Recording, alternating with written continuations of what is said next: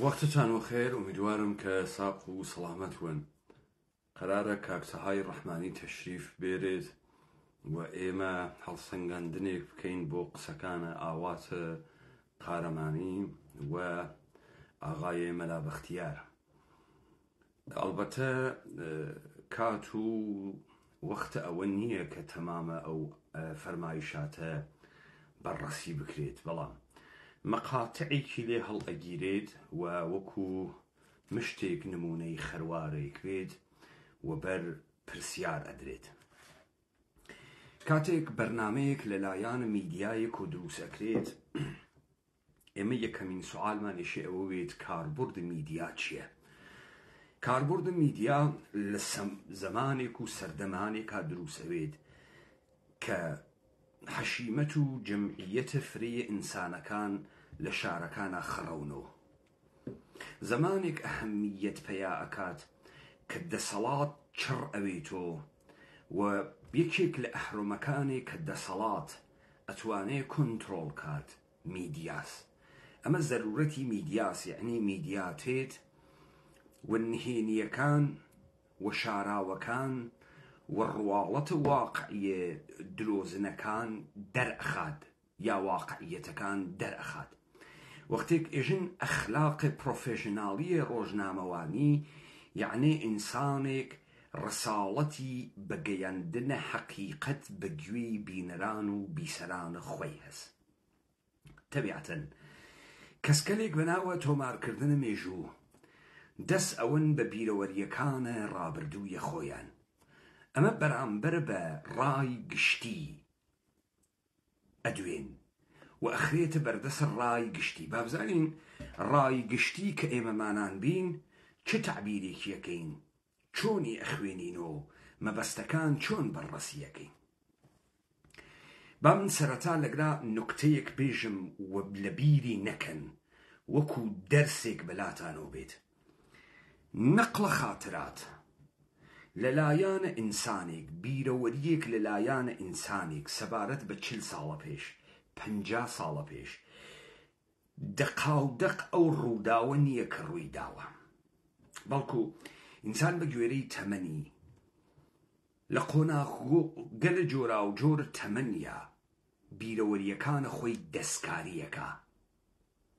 و ئەوەنە بۆ خۆی تکراری ئەکاتۆ لە پێگەیە ئیستەیی خۆیشی باوەڕی پێەکە.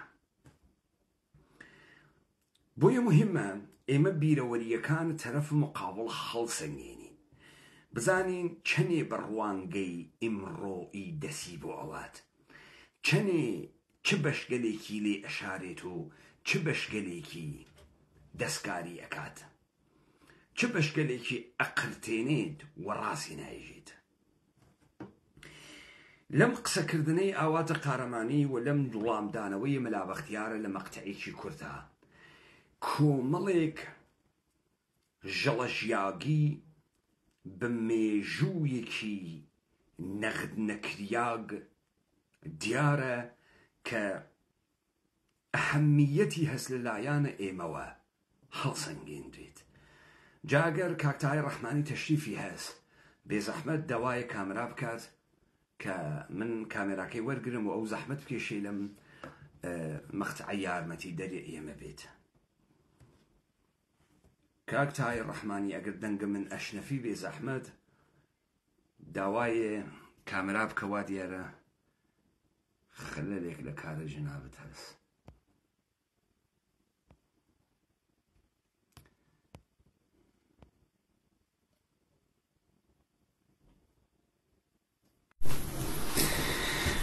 من ئەوە هەناردگە کاکتای ڕەحمانی تەشریف بێرن بێزەحمەت.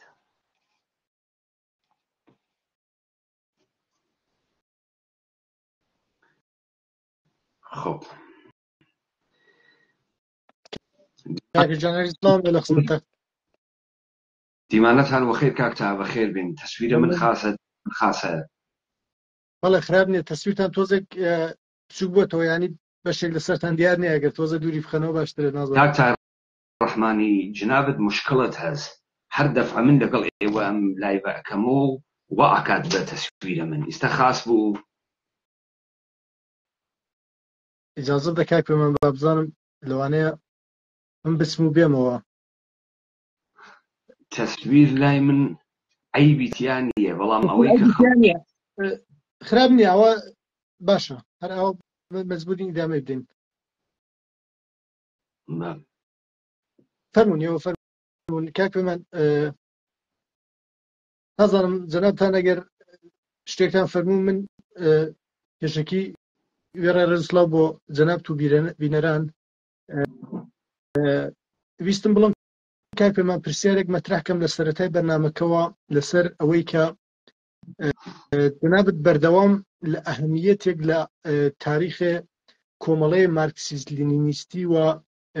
کە دوایە دەبێتە کۆمەڵەی ڕەنزدەران مارکسیستی کاتی مارکسیست لینینیست ماوئیستە. بەڵێ پاشان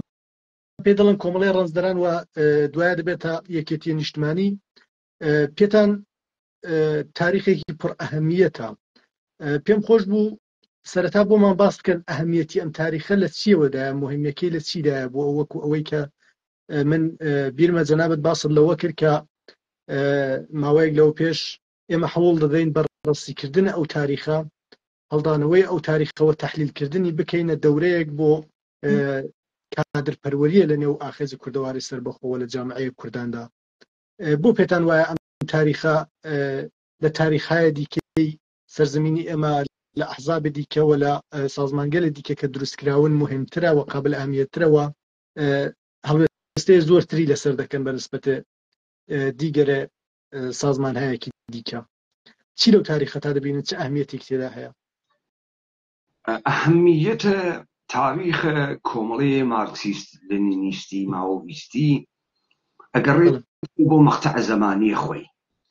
دوای ئەوە ئەگەڕێتەوە بە پێکهاتەیە پێکهاوردنە ئەم جەریانە، پاشان چۆنیەتی ئیتیساڵی بە نەوشیروان مستەفا و جەلالە تاڵبانی، پاشان چۆنیەتی تەحوڵ پەیاکردنی لە کۆمەڵەوە بۆ یەکێتی لە یەکێتی و لە جبهەسازی و لە بەرەسازی بۆ حیزب. حیزب ئەوێتە بەرە، بەرە ئەوێتە حیزب. بەرە هیچ وەخت بەرە نییە، هیچ وەختیش حیزب نییە. ئەمە کۆمەڵێک اتفاقات و کۆمەڵێک دەراوێشتەی هەست بۆ پەروەردەکردن کادر سیاسی. زانینی ئەم بازیە، ئەم تاریخە زانینە مهمێکە و لە هەر مەقتەعێکیان دەستگەلێکی مهمی واتیان لە ناسین ڕواڵەتە. دەستگەل لە پشتە پەردە لە ڕواڵەتە ئەوەی کە تۆ لە پڕێکا چۆن بەخۆت و کرواسەکەت و تێی و ئەوی تۆ ساحێوە جەریانە سیاسیەک. جەریانە سیاسی زەعفی وا لەکوێ کە تۆ بەڕاحەتی ئەتوانی حاکیکەی وە بیوەی. ئەمە مەقتەعێکی سی و مەقاتع مختلفە تری من جملە ئەوە هەست کە ئێستا بەحسم کرد. تۆ بیرەوەریەکانە دەستکاریەکەی، دەستکاریکردنە بیرەوەری. بزانە من بارها وترمە شاهد عینی ئەوەی کە بە چاو دیوێتی شاهدێک نییە کە حتمەن خەریکە حەقیقەتێژێت. بە تایبەتی ئەگەر نەقڵە بیرەوەریەکانی چەندین ساڵ دواتر بکە، حتمەن ئەگەر بیرەوەری خۆیشی بێ بۆ خۆیشی بکات درۆکە. مەسەڵەن هیچ کام لە ئێمەی بە باوەڕمان بەوە نییە کە 15 ساڵمان بوو ئەحمەق بووین، گەوج بووین، هەرزەکەر بووین، نەمانەزانی. ئێستا دانیشین خاتراتە دەوران مێر منداڵیمان دەستکاریەکەی. کۆمەڵێک بیرەوەری ئەدرێتە دەرەوە ئەم وەڵامە ئەو ئەدات تەبیعەتەن کۆمەڵگا هیچی نایژێت یا بە سەراحەت قسە ناکات. ئەمانە بە خۆردە ئێمە ئەدرێت ئیدەیە گەرەکیانە بن لە ئیدەیەکی تر، ئیدەیە گەرەکیانە خۆیانی پێزرکەن، ئیدەیە گەرەکیانە ئیدەیەکی تروا ئەلەکی زل بوون لە زلی دایان خەن. دەبێت ئێمە وەکو ڕای گشتیە ئەم کۆمەڵگا بە نەتایجی گەیی بین و ئەمەی کە خەڵکی دائەنیشێت و ئیدعایەک تەرحەکە و لە پێگەیەک دانیشتکە و ئەو ڕۆژانە کە ئیمڕۆیان بۆ ئەو مسۆگەر کردگە لێ بۆ کۆڵینە و زانین کاورا چێنە باسەکە، کاورا چێنێ دروست قسەکە، کابرا چۆن بەخۆی وتکە ڕەهبەر، کابرا چۆن ئێژێ من شۆڕشم کردگە، شۆڕشی چۆن کردگە و بۆچی کردگیزی. سوالێک کە هیچ کام لەمانە نایکەن لە خۆیان ئەمەسە چ شتێ پارتی ممکن ئەکا، چ شتێ پەکەکە ممکن ئەکا،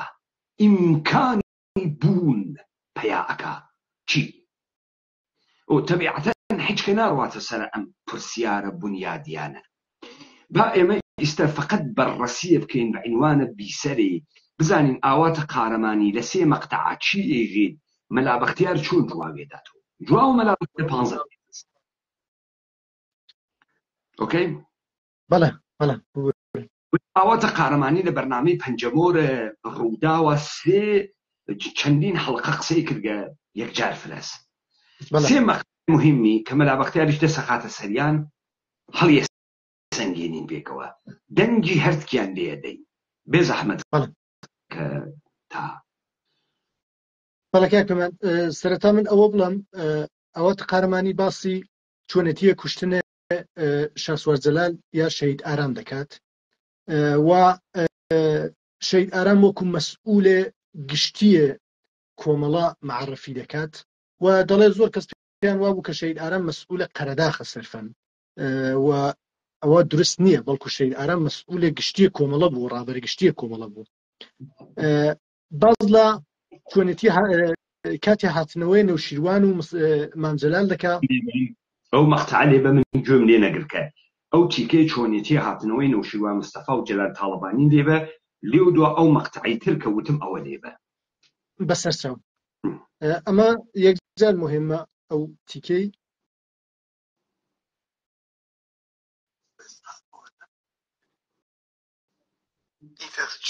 لە مێرشیا بوو ئەوان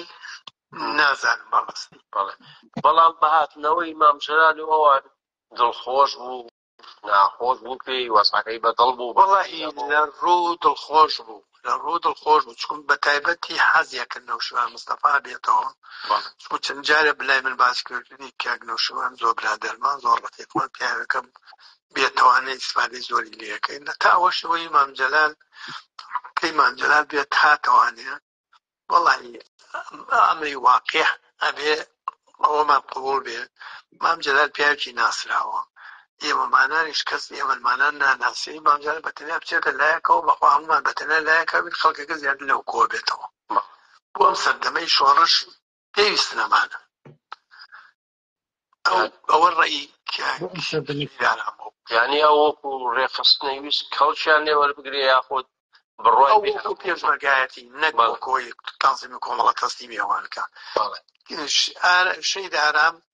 پیاوێکی بەڕاستی بە مەعنا مەکسی بوو بۆ بەڕاستیش بڕوای تەواوی بە کۆمەڵە هەبوو و تەسەڕوفاتیشی وەکو پیاوێکی مارکسی و وەکو پیاوێکی کۆمەڵە بەڕاستی تەسەڕوفاتێک علاقەیەکی زۆر باش لە هەر کەس برادەرێکە عاجز بوو بێشتێ بوو کە ئیبینی ڕێ قەناعەتی پێکرد پیاوێکی زۆر بە قەناعەت بوو قەناعەتکردن بوو بە خەڵک بەڵام کاک نەوشیروان و مام جەلالی نەبینی نەیشێوێ نەخێری چانی نەبینی کە شەید بوو هیچە تا شەید تا شەید نەبینی چوە قەلال بوو نەوە گوتم 15 مانگ بەیەکەوە تا بە منی و تۆژە بێ بێ لەگەڵما بەیەکەوە چین لێرە برادەرێکدان لێ بۆی خۆیان چێنێرن بابینێرن من و تۆ ئەڕۆین لەوێ لە سەکردایەتی دوای لێوە چینە نەوە بۆ ئەوروپا تۆڵم بۆ ئەڵمانیا باشە ئەمە پشوێگەین و دوای دێژە بە قسەکانمان من تێنەگەیم وتی من و تۆ ئەبین بە سەرکردایەتی و دوای تۆ ئەهەنێرم بۆ ئوروپا وایوت نەخێر کاک پێمان باز لەوە دەکات کە نامتەوەجێ بووم ئەم تیکە وایوت یانە من و تۆ دەچینەوە سەرکردایەتی و دوای لێرە ئێمە دەڕۆین بۆ ئوروپا من تۆ دەبم بۆ ئەڵمانیا مشکلی سەرکردایەتی معزەرەت مەزمەبەستی وەسە سەرکردایەتی مەقەڕە تایبەتی هەز یا سەرکردایەتی نەخێر مەقەڕی تایبەت منزوری ئەوە نەبووە کە احتمالە سەرکردەیەکی دیکە مەوجودە مەقەڕ منزوری مەقەڕی سەرکردایەتی بووە ئێستام ئاغا وتی ئاغای شەهید ئارام نەزەری ئەوە بووگە کە ئەم دووە بڕێنەوە نەوەکو ئەوەی کە ڕەهبەریەتە کۆمەڵە بگرن نەوەکو ئەوەی کە سازەمانێکی تر بێرن نەوەکو ئەوەی کە شتێکی ئەمناوی یەکێتی دانیاوێ بە عنوانە پێشمەرگەی بێنە ژێرە فەرماندەهیە ئیشان بەڵێ ئۆکەی وتی کە نەوشیروان مستەفایشی خۆشگەرەک بووگە بۆ ئێمەش لە خاتراتە نەوشیروان مستەفا دەرەکەوێت و لە بیرەوەریەکانی تر دەرەکەوێت کە نەوشیروان مستەفا ئەسڵ مارکسیستی نییە و باوەڕشی پێ ئێژە مام جەلال کەسێکی ناسریاگە هەمومان ئەلایەک مام جەلال ئەلایەک دەی مام جەلال خۆی ئەگەر ناسریاگە و هەمومان ئەلایێ ئەویش ئەلایێ ئیتر بۆ تێتە لای ئێوە ئەو خۆی هێزی پێکۆ کرێتەوە و بە چەقانەیە خەڵک لێ ئەحاڵێن ئیتر چ پێویستی بە تۆ هەست چ پێویستی بە دیگەران هەست ئەم خاتر دەگرات دەستکاری کریاگە ئەخڵە ئینسان نایگرێت کاورایەک وەزنی ئەمەوێتە هەر کوێ بڕوات نیوەی خەڵک بڕوا بوو ئەو بۆچی ئەوێت تۆ پێشمەرگەی تۆ ئەگەر شەهید ئارام ئەمە ئەقڵی بووێ دیارە هەنووز پوختەنە و گاقڵی وەگەرنە کەسێ خۆی وەزن وێت و خۆی خەڵک بیناسێت و خەڵک بۆ خاتری ئەو بێت دەست بواتە ئەسڵحە چۆن ئەوێت تۆ پێشمەرگەی تۆ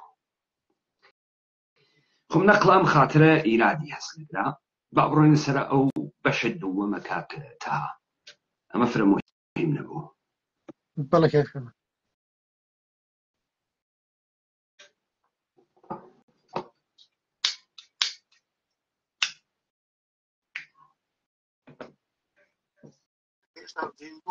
برادەرێکمانێت بەختیاری ناوە شار ماوە خۆی ناوی برایمە بەڵام ناوی بەخت چەند ماگە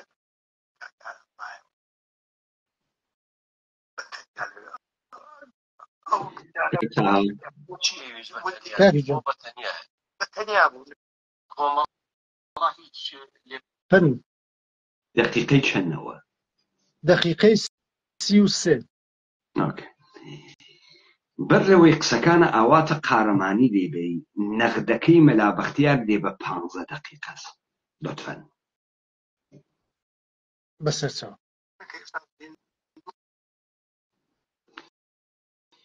ئاواتە قارەمانی ئالەوێ ماجرای کوژیانە شەهید ئارام بەحسەکە کابرا دەزەکات و حڵقیە دوو ماجرای تریشی پێ باس پێ ئەکا. ئەوە دا ئەنین دوای قسەکانە مەلا بەختیار کە نەغدە ئەو قسانەی ئەوی کردگەسۆ لێ ئەدەین و سەحەت و سوقمە ئەم داستانە دەرتێنین لێ باغیان ئەو داستانێک کە مەلا بەختیار تعریفیەکات و بە پێچەوانەی ئەو داستانە سەکە ئاوات قارەمانی تعریفیەکات و مثال ئاوات قارەمانی ئێژێ شەهید ئارام و زۆر من ئەهەنێرێتەوە بۆ ماڵی خۆمان بۆ لای ژینەکەم. ئێژێ دووربینەکەی واوەلاوە و ئەو دووربینی وافێ درستە. ئێژێ نیم ساعت بەر لەوەی جاشەکان بێنە ناوە دیکە خەبەردار بووگەوە بە دووربین جاشەکانی دیکە. ئاوات قارەمانی وایژێ ببینێ مەلا بەختیار ئیستا نەقڵە داستانێکی ترەکە ئەوە لێ بە لێ زەحمەت وەکرد فیرۆستان بێ من ێستا بە فکرێکی سافەوە هاتووم چەند هاوڕێیەک سەری ساڵمان کرد دووسێ فیلمم دیوە لەم دوو ڕۆژە سێ چوار یاریم دیوە لەم دوو ڕۆژە دەور هەفتە هەشتا لاپەڕەشم لە کتێبەکەی ڕەوبێگە دووەری جێڕەوە. خب مەلا بەختیار خەریکە لە سەرەتاوە پەیامێگە هەنێرێ بەو معنامە ئینسانێکی ئاپتودەیتم ئەهلە متالەعەم ئاشنام بە دنیایە کە تێئەژیم سێ چوار فیلمی دیگە لەم سێ چوار ڕۆژ تەعتیلیە هەفتە لاپەڕە کتێوە نازانم فڵانە کەسی خوێنگەس و دوو یاریشی دیگە وەرزش متالەعە وە فیلم. ئەم سێ بەشەی لەم وەختی بەتاڵیە پڕۆ کردگەسەوە بەو معناسە کە ببینە بێژێت من ئینسانێکی ئەپدەیتم بە ڕۆژم ئەخوێنم و متالەعەم هەست خوێندنەوەم هەست نەزەرم هەست و تەرەفە بەرامبەرم پەخمەیەکی گەوجی نەزانە لێ بە باڕوە کتێبێکی جوانە ئەویشم خوێنێتەوە بۆیە تۆزە سێ چوار ڕۆژ شوماندا بە وجدانێکی ئاسوودەی ئێستا من وەڵامی کاک ئاوات قارەمانی ئەدەمەوە. کاک ئاوات شەش چاوپێکەوتنی کرد دەستی خۆش بێ بە حەقمانیە ڕووداوە بە پێی بەرنامە و سیاسەتی ڕۆشنبیری و هەڵدانەوەی لاپەڕەکانی مێژوو وردە وردە ئاوات و خەڵکی وەکو ئاوات ڕائکێشن بۆ وەڵامدانەوەی هەندێک پرسیارەمیش حەقی خۆیانە من هەر هیچ قسەیەکم نییە بەڵام بۆ پاراستنی چوناچی پرۆفشناڵی ڕووداو کە من بەدڵمە وا باشە وەکو شۆنیە بنکۆڵی کێشەکانی ناوێکێتی و هەندێک ڕووداوی دڵتەژێنی مێژووی یەکێتیەکە حەقە بۆ هەموو حیزبەکانی شوا بێت کە تەنها یەکێتی هەڵی نەکردووە تەنها یەکێتی لە شەڕی ناوخۆ نەبووە تەنها یەکێتی خەڵکی نەکوشتووە یەکێتی خەڵکیشی کوژراوە تاوانیشی بەرامبەر بەکراوە و ئەو مێژووە بە چاک و خراپەوە هەمومان لێی بەرپرسیاری ئەم داواکاری مەلا بەختیار داواکاری دروستێکە ئەمە مەلا بەختیار حەق وایە سەرانە پارتی و یەکێتی سەرانە پەکەکە بێنە حزورە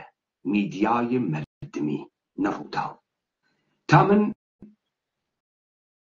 بڕێ سوعالە بنەڕەتیان لێ بکەم لە جینایەت نەکۆم لە هەڵەکان و لە تاوان نەکۆم لە پرسم وجودیان بکۆم بزانم ئەمانە چۆن شۆڕشگێر بوون چۆن شۆڕشن چۆن بە وجود هاتکن کامە زەرورەت ئەمانەی دروست کردگە چۆن ئیدعا ئەکەن خەباتیان کردگە و وانە ئەم قۆناغە چۆن تۆ ئیدعا ئەەکەی دژە دەوڵەتە عێراق خەباتەکەی خۆت دەوڵەتە عێراقدا هەنیت و چۆن دقیقاً بەرامبەر بە چی خەباتت کردووە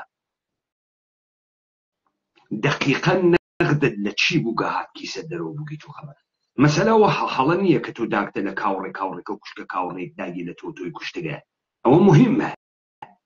ئەمما ئینسان لە ئەلف باوە دەست پێەکە. یەکەم ئەسڵ ئێوە چۆن بە وجود هاتن؟ کێ دروستانی کرد تا بگەینە ناو مشت و مڕەکانە ئێوە؟ خاسە ئەوەتە ئێوە ڕووداونەوەی جێگەیەکی تر ناڕۆن، فەرشە قرمزنەوەی قسەتان بۆ ناکری، 16 میکرۆفۆن نەخەنە بەردەستان قسە ناکەن،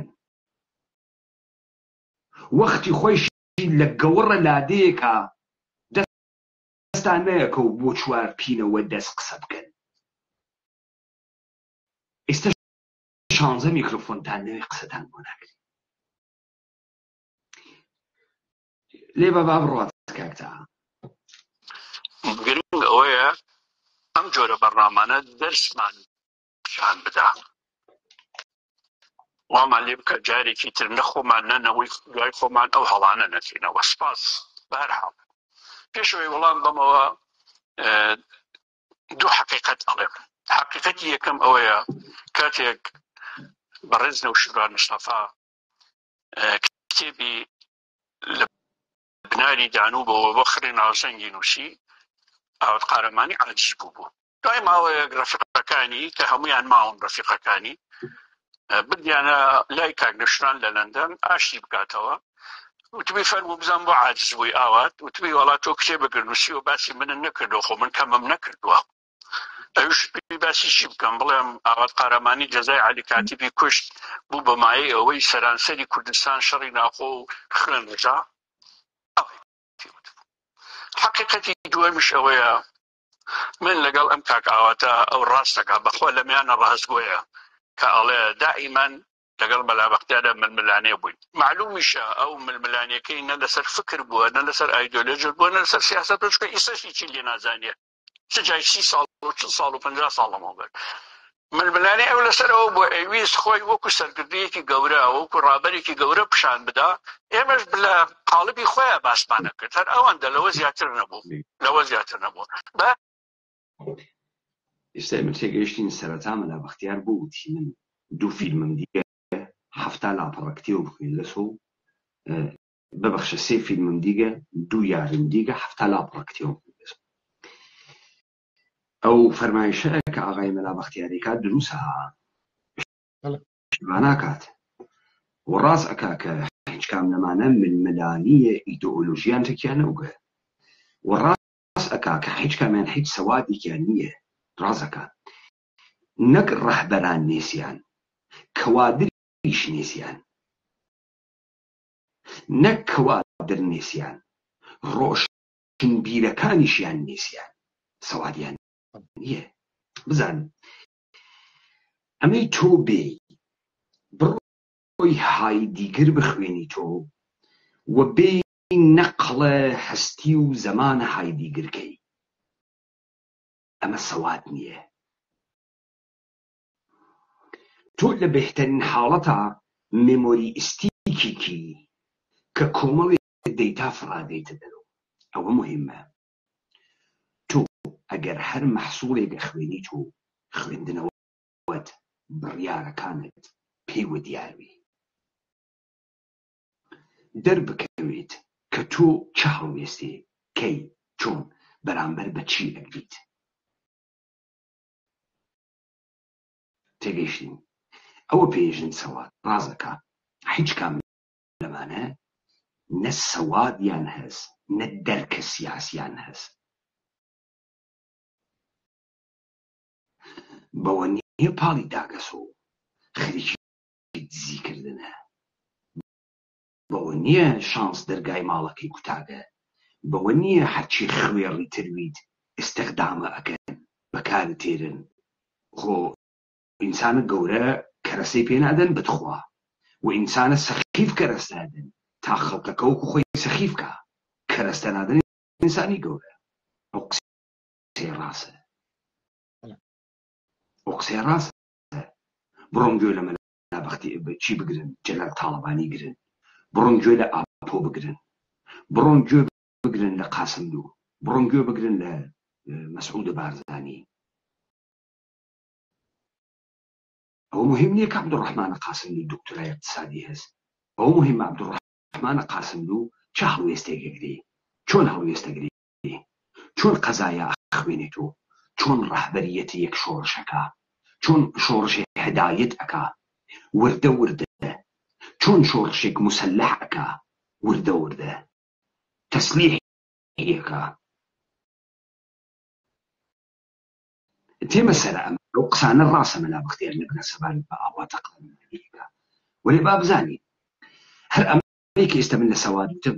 لە فەرمایشات خودە مەلا بەختیارە دەرەکەوێ خۆ مهم نیەت و ئێستا تەمامە ئاسارە ڕۆزا لوکزامبورگ خوێندوێتەوە مهم نیە ئێستا تەمامە ئاسارە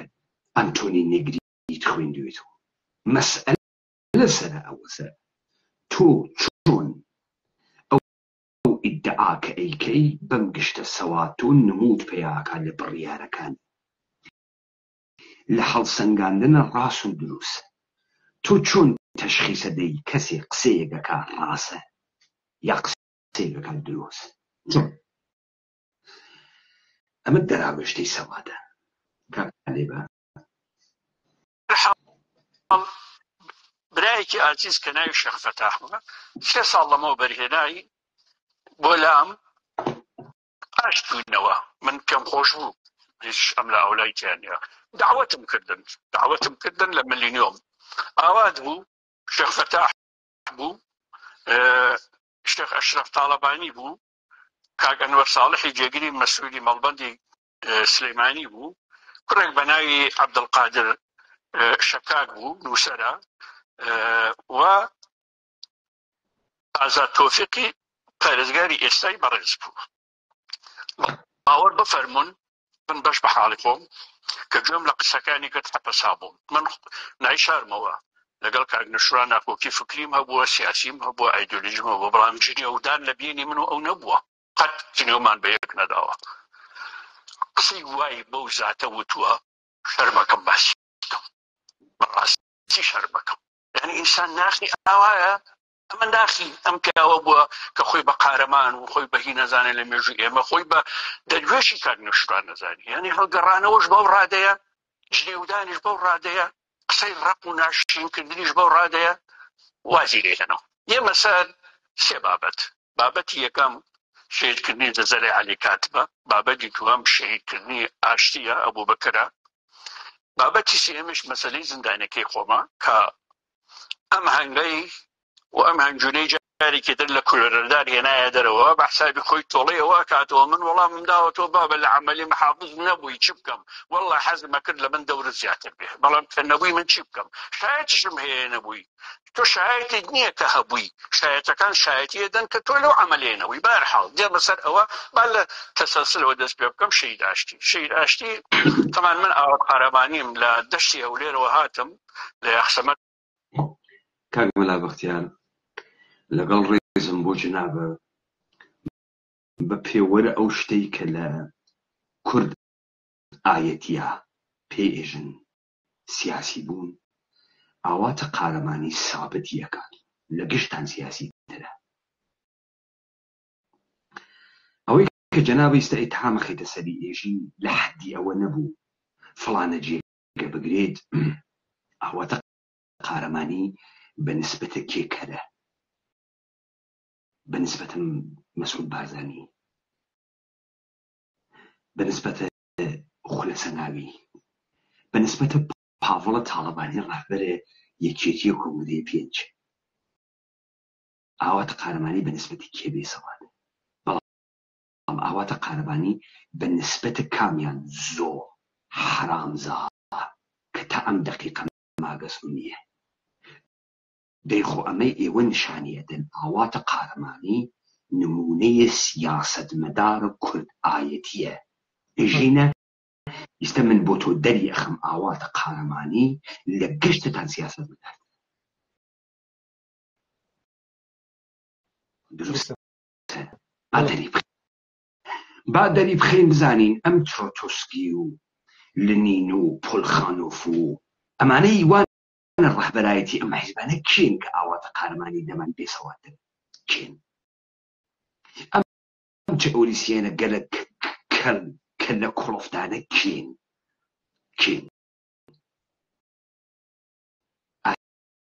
هەرسینیە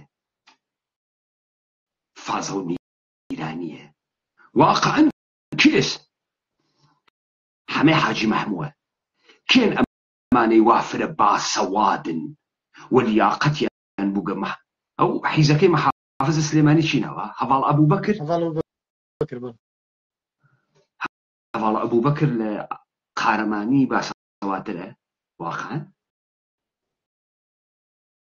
لێبە کاکەگیان با بڕوە زانیم کاگارم شهید بووە ڕۆشتم بۆ تحقیق ئاوت قارەمانی ئازادی سەرگرما لەگەڵ شهید حەمەمین چاوشین شهید شەماڵ ڕابەری سیاسی قرەدا لە هەناران ئەوانم بینی هەنارانی سەربوو پێم وابێ لە ماڵی خوا لێ خۆشبوو شێخ حوسێنی هەناران بوو کە خۆی و عائیلەکەی و ئەنوەری کوڕی وەمانە هەمووی لە خزمەتی ئێمە بوون بە هەر حاڵ قەناعەتم پێکردن بچینەوە تحقیق لە کاگاران بکەین ئاوات پێی ناخۆش بوو بگەڕێتەوە دوایی شەیخ شەماڵ پێی وتی کاکە ئەمە ناتوانێت بگەڕێتەوە چونکە بۆیە من هێناومە لەگەڵ خۆم لەوێ یەکێک داوای کوشتنیە کرد یەکێک داوای دەرکردنیە کرد یەکێک داوای چەکردنیە کرد لەسەر شەهیدکردنی کاگاران و لەسەر شەهیدکردنی بردمنەوە وتم ئەبێ بچین تحقیق بکەین خۆ هەڵ ناگرێ پیاوانە هاتن لەگەڵم چوین تحقیق بکەین کە چوون زۆریان پیان ناخۆش بوو من ئاواتم لەگەڵە زۆر من هەر دیفاعم دەکرد وتم ئەبێ تحقیق بکەین ئەو ڕوودا کاک مەلا بەختیار تحقیق بکەن لیژنەی تحقیقتان بوو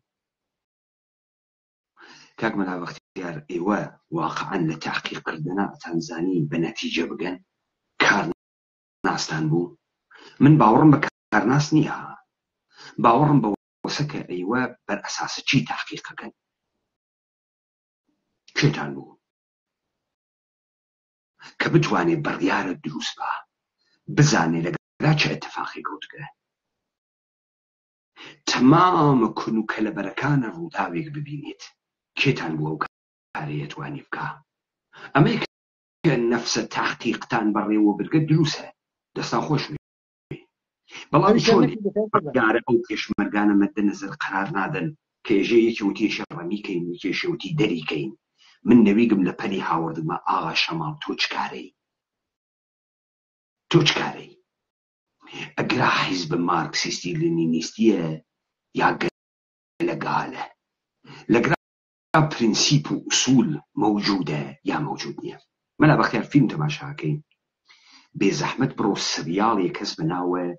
کوین ئۆف ساوت مەلەکەی جنوب داستانە کارتەلەکانە مەوادە مخدرە مەکزیکە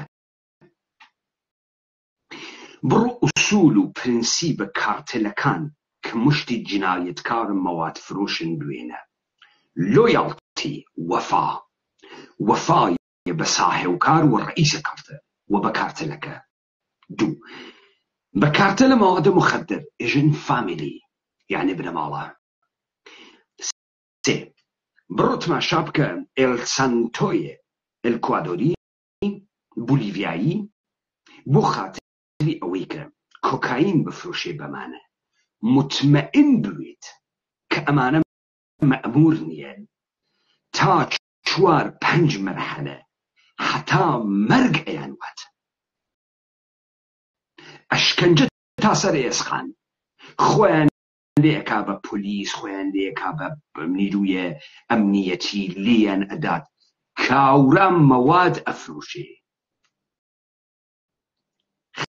خیانەت لەلایەن کەلمەی بەرزێکە ڕات جاسووس بەخششی تیان نییە یەک دەفە خۆتە فرۆشت و ئەتکوژن بە ئەندازەی کارتە لە مەوادە مخدری ئێوە ئوسول و پرینسیپتان حیزبن کەناراون ئاغا شەماڵ چۆن ئەنەوێت لە پەلە ئەم ئاغا لە بینە ئەو پێشمەرگانە دەریەکە بۆ دەریەکە بۆ هەنەوێت دادگای بۆ تەشکیل دادەن بۆ جەنابە یێشێ بگەڕێتەوە لیژنەی تاقیقی دروستکەین بۆ احترام بەڕای ئەو چەند پێشمەرگە دانانێن کاک ئارا ئاواتە بکوژێن بوو بالێ باڵەت کاکەیان یعنی کاک ئەگەر ئەمانە فیلمێکیان لەم کارترانی مەوادی مخدرە بدیایە، ئاخر خەڵکە هەرێم ئێژێ ئەمە حکوومەتی مافیاس، حەدیان چیە و ئەژدادیان و مافیاون. بابا ئەمە مافیا ئوسولی هەست، پرینسیپی هەست. کابرا هەڵەگەڕێت و ئێژێ ئەمانە جاکەشن. بابە جاکەش گەواد بەرامبەر بە ژنێکە گەوادی بووەکە ئوسول و پرینسیپی هەست. مشتری بڕواتە ژوور و پوڵی بخوا لێی بدا بۆی ئەڕۆنە ئەودی و ئەی هاڕن. ئەمانە گەوادی لە نەقشە گەوادیش بۆ کورد زاهرنەوە. دنیا سوارە ملمانەوێت ئەو پان کردەسەوە. بزانە ئاغاکیان ئینسان بۆ ئێوەمانان نازانێت چی دروستکات. شاید ئەو خەڵکە نەیدیوێنە دیکمانە. تۆ بە من بێژە ئێوە ئەوەنە ئوسولتان هەست، ئەوەنە پرینسیپتان هەست. چۆن ئێستا قەحبەیە لە لای تۆ بە ناوی یەکێتی دەرەچی ئەڕواتە ناو پارتی تۆ تێڵی ساڵم دەرچی؟ چۆن پارتی قەحبەیەکی حیز لە خۆی ئەگرێ کە لە لای تۆ هاتکە لەشکرە خاتە بەردەسی؟ ئەمە شەڕی یەکتواندنەوەس یا فاسدکردنی یەک مەردمە. نە تۆ بە دەرچوونە حیزێ بۆ لای پارتی، وەکو کاورای کوێخا مبارەکە حیز بوو لە یەکێت لە گۆڕان بوو چووە ناوە پارتی لەشکرێکیان خەبەری بێت تحقیق نات. هەر ئەوڕۆ دووبارە ئەترازی کردەوە بە پارتی زاهران خەریکە لە پارتیش دەرەچێت. نەکاکتەها ئەمە بەو مەعنا نییە پارتی گەرەکی یەکێتی بتوێنێتەوە. بەو مەعنا نییە. ئەمە بەو مەعناسە کە تۆ مەردمێکی بێ بەرودوا دروستەکەی، مەردمێکی بێ ئوسولی بێ مەبدەع دروستەکەی، مردمێکی بێ ئەخلاق دروستەکەی. ئۆکەی ئمڕۆ حیزی ئەگراسە سۆ هاڕوات ئەوێت و حیزی ئەوێکی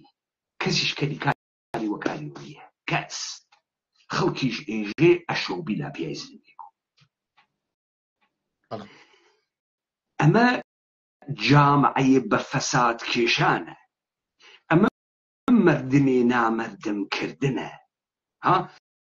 هیچ کەسێ تەوەقع ناکا خائنێک لە گراوە ئەڕواتە ئەولا بکوژێت. کشتیژوو بوو کوشتان و لەسەر چۆن نەمان کوشت خوێڕی کاورا خیانەتی کرد. چۆن نایتۆپێنم؟ چۆن نایتۆپێنم؟ تۆ لەکوێ گەورە بووکی؟ ئاغا گیان تۆ قسانی ئەمانە تەرجمە بکەرەوە بە ئینگلیسی فیلمیان لەسەر دروستکە. ئەگەر تەواو دنیا تف و لعنەتی ئێمەی نەکرد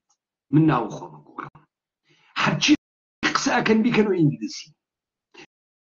بیخەنە بەر ڕای گشتیە مەردم لەم دنیا. ئەمانە ئەم قسانە وەزوانە سۆرانی و جافی و هەورامی ئەیکەن، تەرجمەی بکەنەوە کورمانجی ئەیکەن، تەرجمەی بکەنەوە بە هەر زوانێکی تر حەیامانەجێ. نشان ئەدا چەلێ بێ بەرودوا پیس و پۆخەڵ بێ مەبدەع بێ ئوسولین بێ بەرودواین. جایسە لێ بە قسەکانی باوەڕوا. لەبەر حاڵ ئەوەی کاگاران بزەبت ئەمەی خوارەوەیە وجدانی خۆم ناشوتێنم. یەک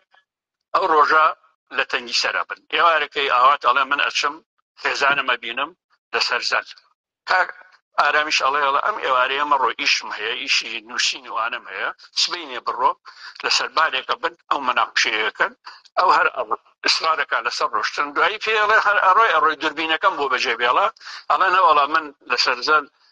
گردەکان دوورن ئەگەر حکوومەت جاش بێت لەوێ ئەیان بینم بە دوربین زووتر دەربازە بووم. ئەڕوا کە ئەڕوا ئەوە قومێکە ئەقومێ من ئێستا هیچ وجدانی خۆم ناشێنم ئۆباڵی شەیدکردنی کاگارم ناخەمە سەر ئاوات چونکە هیچ بەڵگەیەک دەست نەکەوتووە لە دوای ڕوخانی سەدام لە دوای ڕاپەڕین کە ئاوات دەستی هەبوو لەگەڵ ئەم جاشانە هیچ بەڵگەیەک دەست نەکەوتووە.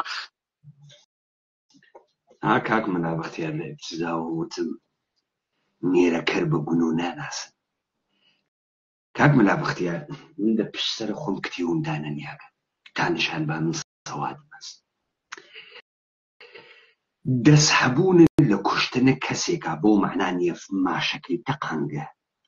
بۆ مەعنانیە تەلەفونەکە گوتیسی ئەلەو من ڕای ئەگرم بۆتان بیوەیتە سەرە ئادرسێ لە ئادرسێکا بەجێ بێڵی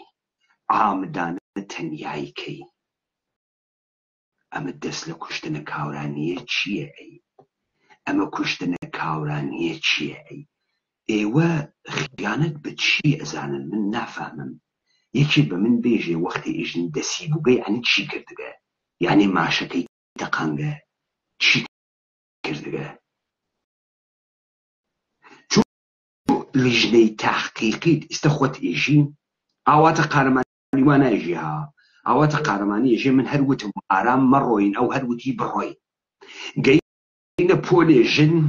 ژنێکیان وتی کاک ئاواتە ئەو بۆ لە ماڵە ئێمە نانە نەخوارگە منیش وتم وەڵا ئێمە دابەشمانەکەنە سەرە ماڵەکان نەیشم ناسی کاک ئارام وتی ئەمڕۆ نیوەڕۆ تێن بۆ لای ئێوە شەک نەمزانی کاک ئارام بڕیارەی لە خۆی وە بۆدا هەریش نەمزانی بۆ چووە ئەو ماڵە کاک ئارام بە من وتی من بەجێ بێڵە هەریش نەمزانی بۆ وتی بەجێ بێڵە من یەک فکرە خواتە مێشکم کاک ئارام ئاغای ئاوات گەرەکێسی بێژی حەزی کردە بە ژنەکە حجڕێکی ترنی چون ئاواتە پرسیارەکە من نەمزانی شەهید ئارام بۆ بە من وتی ئەگرا بەجێ بێڵە نە بڕۆ سەردانی مناڵەکان بکە معزەرەت مەزن باز یەک پێگانێنێت ئەویشەوە سەر ئەم ژنەی کە ئەم داستانە تعریفەکاتەوە ئاغای ئارام حەزی لێ کردوێ و ئاغای ئاواتە قارەمانی نایژێتی خۆ ئاواتە قارەمانی لەوێ ئەم شەکە بوو منە ڕای گشتی دروزەکە کام شەهید ئارامە بە احتماڵە فرەگەرەکی وگە دەست بووە بۆ بژنە ئۆکەی بەڵام تۆ لەگرا ئێستەیژیت خەڵک گوێ لێوگە خەڵک ئەولادین لەسەر بانێکا بە یەک و مناقشەیان کردگە شەهید ئارام پێی وتکە مەڕۆ کارم هەست سوحابەوە وتکێسینە هەر ئەمشۆوە ئەم قسە تۆیکەی یعنی ئاواتە قارەمانی مستەقیمەن دەسی لە کوشتنە ئارام هەست ئەم قسە تۆیکەی و ئەم تەناقوزەکە دەرکە ئاوات لەوێ ئارام قیزەوە نەکانە بچاوێنە تۆ لەگرا ئێژی شاهید گوێیان لێ بووکە تۆ لەگرا ئێژیت ئاوات دووربینەکە ئاوات ئێژی من دووربینەکەم نەوردرە اوكي للداستان كشاك التعريفية كاتو آوات تعريفة كاتو نيو ساعت پیشتر بدوربين چاوی لێ بووگە پێیان وتکە کە پۆلێکتێن بە دووربین چاوی لێ کردبوو کێسی پێشمەرگە نیە ئێمە کواوە لە پێشمەرگەمان جار نیم ساعتیش دانیشی تا تێنە ناو لادێک خۆ کاملەن دیارە ئاواتە قارەمانی دەست هەڵوەسە داستانەکە ئێستەمەلا بەختیارەوە چوونە ئەوێ تحقیقتان کرد چۆن بەم نەتایجە نەگەین کاورا خەبینەوە بە چی ێژن خیانەت واقعەن بە چی ێژن خیانەت واقعەن ئینسان کەلەی سەری ئەماسەیەوە چۆن قەزاوەت دەکەن چۆن حکم ئەدەن چۆن پەدیدەکان دەریافت دەکەن دیار دەکان کە بە حکم ئەگا استنتاج ئێوە لە حکم چۆنە ئینسان حەیرەتەکە لێدە با بڕوە وجدانی ناکەم بەرامبەری بەڕاستی بەڵام ئەبوایە ئەو شەوە نەڕوا ئەبوایە دووربینەکە بەجێ بێڵێ ئەبوایە بە هیچ شێوەیە کاگەرام بەجێنێ خۆش ئەمە بە دڵسۆزتر دەزانێت بۆ کاگەرام پێشتر نازانێت کاگەرام چۆن بیری کردوێتەوە هەندێک بختانیشی بۆ کاگەرام کرد سەبارەت بۆ چوونی کاگەرام هەڵوێگرم بۆ یاتی کاگەرام هەم من هەم کاکواران هەم خەڵکی تر قسەیکی ئاکەین بیگرە بختانی بۆ کاکارام کرد قسەکەی من دروست داو دەرهات قسەکەی من دروست داو دەرهات کەواتە ئاواتە قەهرەمانی ناگەسێ مری شەهید ئارام بەین و بەسێکی کردگەچە کە ئەم ژنە وێسیاگە دەوری چۆ بێ دەستێکی بێ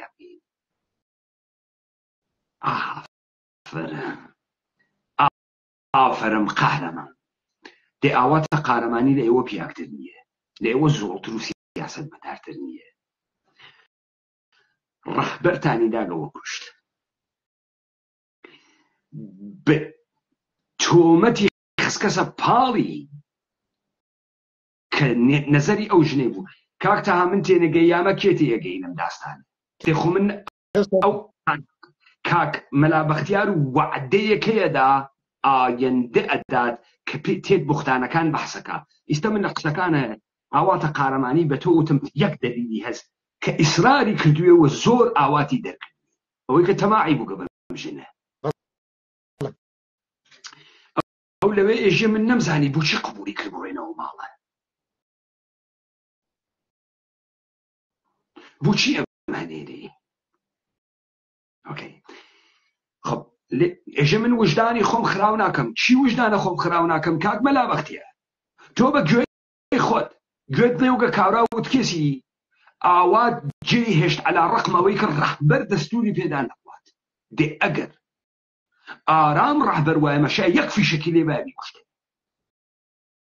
مەگەر ئەگرا شوخیە ئیستا من ئاخێزم ماوە دەسۆ فەرمانێ بەم جێبەجێ نەبێت کۆمیتەی مجازاتی بۆ دانێ ئیچە بەنێرم بۆ عەمەلیاتێ نەیکا تا ئەبەد لێ خۆش ناوم پاک ناوێتەوە چۆن کابرا قبولی کردگەم بەجێ هێشکە و قسەی نەخوێن دەسۆ چیە ئەمە گاگەلیە ئیدامە بە لێ بە با بڕوات ئیسباتێکین قسەکانی هەمووی ڕاستیە بەهەرحاڵ ملەکەوە چوین هەر ئەو کاتە بۆ دێی قارەمان لە دێی قارەمان چیرۆکی شەیدبوونی ئاشتی ئاوای خوارەوەیە یەک ئێوارەکەی ئەچنە ئەو ماڵە ئاوات خۆی بە نەبیهەی ژنی یەخمان قارەمانی ئەڵە دوو ژوورمان بنێ دوو پێشمەرگە دوو ژوور بۆ نازانم خۆی جواب باتەوە بەیانەکەی جاچێت ئاشتی ئەگرن ناچنە ژوورەکەی ئاوات ئەمە دوو سێ کە ئەیگرن لە بەرچاوی تەقە ناکە ئەیبەن تەقە ناکە کاکە یەک دەست ڕێژە بکردایە چوار جاشە دەگوشت و ئەویش دەربازە بوو ڕێک بە تۆش دەرباز بیت ئەوە سێ چوار هەنەوەکە نەقڵە ئەم خاترە وا مەلا بەختیار ئێژێتی بیرەوەیە لە بیرتان کەوتی لە دێ قارەمانە داوا ئەکا لە ساحێ و ماڵەکە ئەمە گوزارشاتە ئاغای مەلا بەختیارەها دوو ژووریان پێبن دوو ژوور جگێ لە یەکتری خۆ ئێژێ بۆ نازانم تەبیعەتەن ئیستا مەلا بەختیار گەرە کێسی بێژێت نازانم سێ دیار دەیەس یا ئاواتە قارەمانی یا کاکشوان یەکێکیان تعەداکەرە متجاوز بووگە نەقل و خۆی ترسیاگە ئەمە یەک نە بەینوبەسی هەست بۆ جنسکردن لەگەڵ ژنێک لەو ماڵە کە ڕووی نەماڵەکە ئەمە دوو هیچ کام لەمانە نییە مەلا بەختیار تۆ گەرەکتەوە ئێمە بێژیت ئەم ئاغا ئەخباری کرد و ئۆتاقەکەی خۆی دیاری بوو ئۆتاقە ئەوان دیاری نەبوو تۆ ئیسە گەرەکتەم قسەوە ئێمە بکەی ئۆکەی پس ئەوەڵ نەبوو دووەم نەبوو سێومە ئاشکارا مشەخەزەی تر ئیسە کاورا ئەم ئاغایە فرۆشتگە ئێمە لەو ماڵەدا تۆ لە دەر و چاوت تی و شوانیان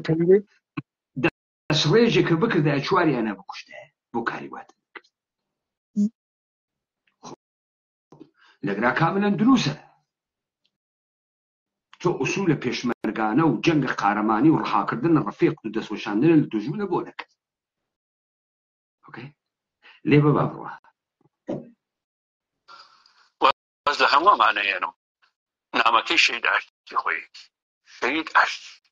نامە ئەنیشە لە زندانەوە لە نامێکەیەک بە ناوی نەبەزنامە کاتی خۆی کاگنەشڕان بڵاوی کردوێتەوە ئێمە هەموو ئەنجومانە نامەی ئاشتیە نامەی جەمالە ڕەشە کە ناوەنیێنەکەی نەبەست بوو نامێکەکەشمان بەو ناوە و نامەی شەید ئیسکەندەرە خەڵکی کەفریە نامەی لەتیفە ئەدام کرا خەڵکی سەنگەسەرە قارەمان بوو و نامەی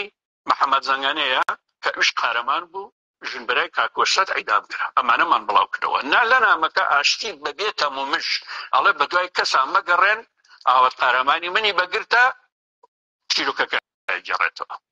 ئەم نامەیە لە خەری ناوزەنگ ئێمە چاپمان کرد بەڵام لە دۆڵە کۆکە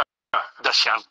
دەست کاگنەشتوان و مامۆستا جعفەر و مام جەلال کەوت بوو لە هێنام کە من هێنا بووم لەگەڵ خۆم بردمە سەرکردایەتی ئەو مۆزوع هاتە ئاراوە هەم کاگنەشتوان ڕئیوا بۆ بەعیدام بکرێ هەم مام جەلال ڕئیوا بۆ بەعیدام بکرێ مام جەلال بە عەرەبی وتی نامەی شەهید وەسیەتی شەهید دلیل دامغ مناقەشە هەڵناگرێ و تحقیقی ناوێ بەعیدام بکرێ مامۆستا جعفەر ئەحمەدی درێژکا و منیش زۆر دیفاعمان لێ کرد زۆر دیفاعمان لێ کرد نەمانێشت و نەمانێشت بەڵام کە ئاوات زانی وەزعەکە خەتەرە و دەسەڵات لای مام جەلالە و دەسەڵات لای کاکنیشتوانە و کاکنیشتوانە و سکرتێری یەکێتی وا بۆ کاتە وردە و دەبایدا چۆ لای ئەوان کۆنفرانسێکە کاکە بە بیان و کە کاک مەلا بەختیار تۆ ئیستا ئەمانە ئەەکەی بە منەت بە ملە ئاغای ئاواتە قارەمانی کاک مەلا بەختیار ئەگەر جنابت بەعنوانە سەرکردەیەک جانبە ئینساف و عیداڵەتە گرتگە سەرکردەبوون تۆ دەرەخا منەتە بۆ هیچ کەسێک نییە من ئەگەر ئەمڕۆ لە کەسێک وا ڕقە شەخسیم لێ هەست لە ئەمر سیاسیە عیداڵەت بەرقەرارکەم و ڕقە شەخسیمی تێ نەخەم گەورەی خۆم ئەنوێنم بۆ خۆم خۆمی پێ گەورەکەم منەتێک نییە لەسەرە کابرا ئەمە یەک دوو مەلا بەختیار ئەگەر تۆ ئەزانیم ئاغا بێتاوانە پەس منەتێکی نییە بۆ منەتەخ دوو ئەگەر تاواندارە تۆ چۆن نەخاتنی دفاعەکەت بەڵێ ئینسان کەلەی سەری ئەماسێت من ئێترافەکەم لە ئەقلیمە کوردستانە لەناوە تەواو ئەوانەی کە ناویان سەراین کوردبازیە لەناوە ئەوانەی کە خۆیان بە ڕۆشن فکرزانن لە تۆ نە ژیرتریان واتیە نە عاقڵتریان واتیە داخم مەلا بەختیار ئەمە وەزعە ئستدلالە جنابم وەزعە بەقیە چۆن ئەسڵ فکر کردووە بەم جەنبە ئەگەر کاورا بێگوناح بێ کە تۆ منەتێک نییە کارە خۆتە کردەگە بۆی تۆ مەلا بەختیاری ئەگەر کاورا گوناحکار بێ تۆ قوتارە کردوێ تۆ خیانەتە کردەگە چۆن داڵدەی گوناحکاری ئیستا دەرەکەوێ جەلالە تاڵەبانی و نەوشیوان چه ئینسانهایی بێبەرودوایەکن چه ئینسانهایی بێ ئوسوولێکن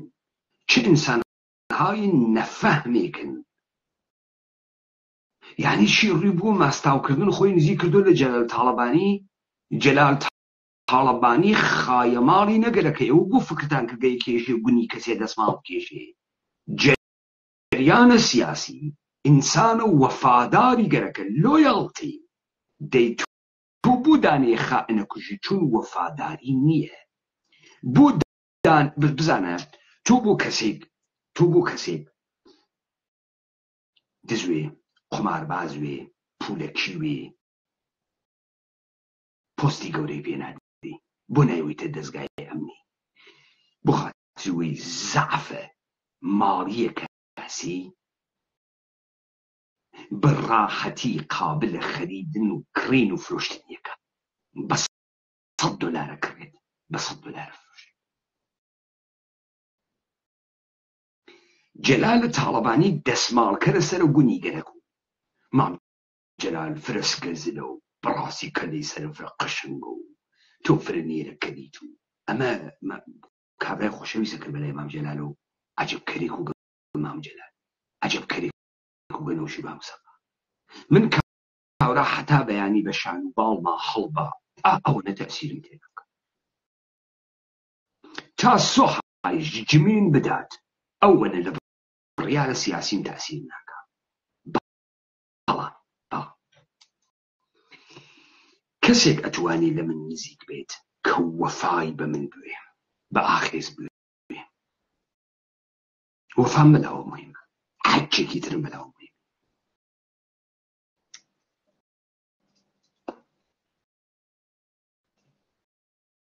تۆ نەتوانی بیسێنیت بە ژن نەتوانی بیگریت بە پوڵ نەتوانی بیگریت چۆن ئێوە بە دەسماڵ کێشان و پیا هەڵدان خەڵەتین چون بچووکن چون سەخیفن تو چۆن جریانی سیاسی دروست کردە واوێتە دەوڵەتەکان وەکو ئاوی خواردن دەوروبەرە پڕەکەن لە جاسوس دەی جاسوس ئەوەڵین کەسێکە تێت هەنێ کارە بۆ کا بەقیە نایکەن لەوانەیە پیاگیشە بۆ بکوژێت کە بەقیە نایکەن وا پێتا هەڵەدات کە بەقیە نایکەن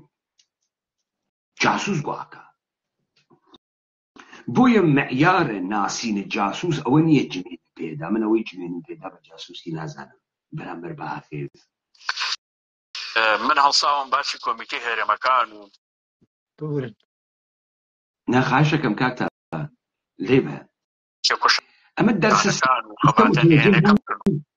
ئێستا متوەجه بووی کاکتا بۆ دەرسە سیاسیە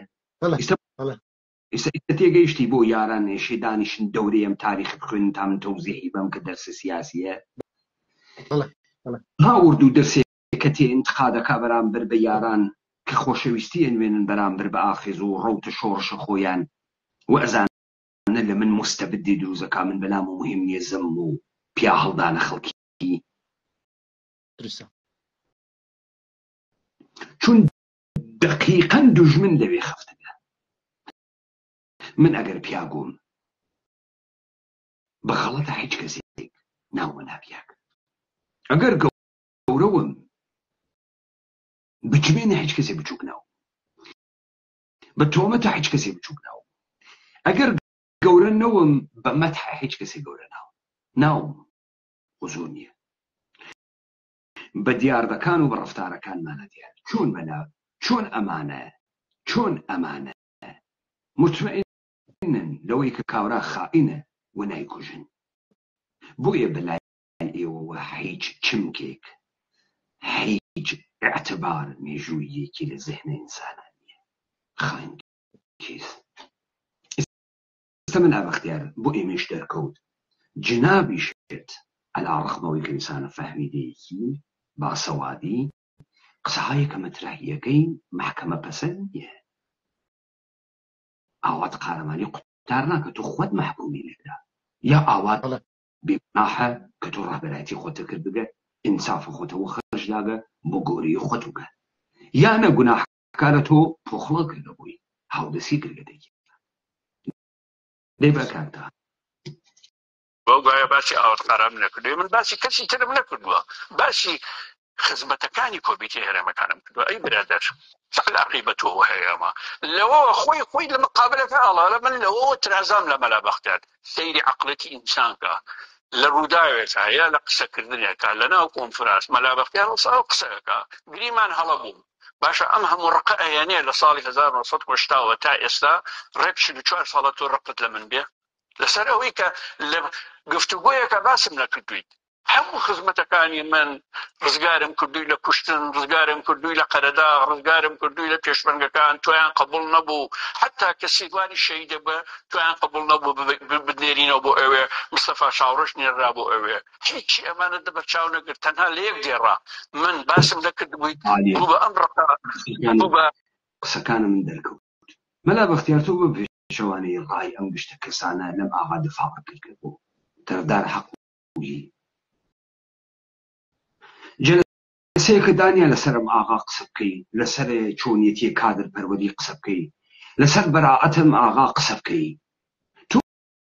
هەروە زۆر خۆت دنیا وتی ئەمە خائینە تۆوتن نییە چۆن تۆ نەتێش ئەم ئیتهامە پاک بێتەوە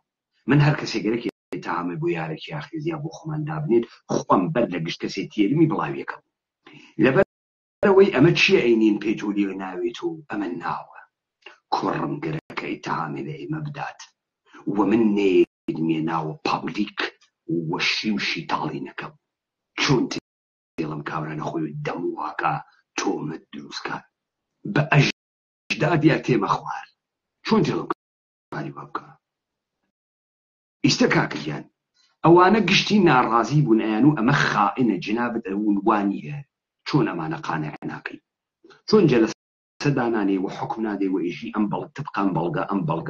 ئەم ڕوانگەی ئێوە بەرامبەر بە نە ئاواتە قارەمانی هەر پێشمەرگەیەکی تر کە بێت وەها ڕەفتارێک بێت پەسەندیدە نییە وە سەریقەی شەخسیە حب و بوغزە و ئێمە ئەمە لە ناو خەڵکییاوە لە ناو ڕەوت و شۆڕشە خۆمانە نایەڵێنەوە وەگەرنە جنایەت ئەخۆت تۆ مەگە هەروە لە خۆت توانی خەڵکی بکوژی دووبارە لەگرا خۆت محکومی مەلا بەختیار چم خەیتە سەر ئاوات قارەمانی یا ئاوات بێگوناحە یا گوناحدار ئەگەر بێگوناحە تۆ خۆت ئیستا کەمکاریت کردگە خۆت کەمکاریت کردگە و سعی نەکردگە ئەم ئیتهامانە لەسەر شانە ئەم کابرا پاک بکەیت و لەگراوەت قارەمانی حەقیسی ئاواتە قارەمانی ئیستا مانەوەی تا ئەم زەمەنە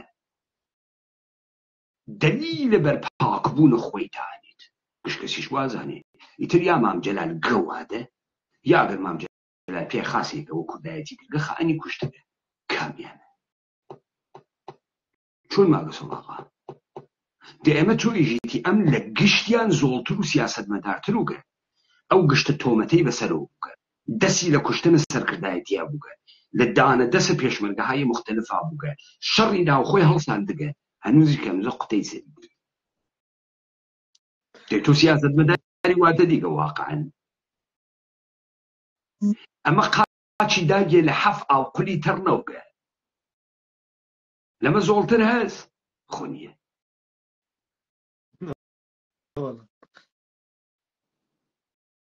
عجب ادامه بە کاکتا کاکتان جنابەت ڕۆژەکەیش پێوان دقیقەن هەروایە هەرە جۆرەیە ئێستا ئەم قسانەی ئاغای مەلا بەختیار بە خەیاڵی خۆی هاتووە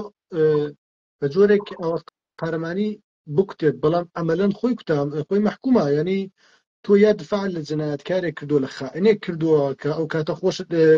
اتهامی خیانەت دەتگرێتەوە دەبێت تەوزیح بدەیت تۆ بۆ دفاع لە خائن دەکەی ئەگەر خائن بووە یاوەی کە ئەگەر نەبووە تۆ دووسان دەبێت بێت تەوزیح بدەیت ئەوانەی کە ئەو کارایان کردووە ئەوانەی کە ئەو ئیتهامان داوە بۆ ئەو ئیتهامان داوە ئایا ئەوان خائن بوون بەرامبەر ئەم کەسە پاکە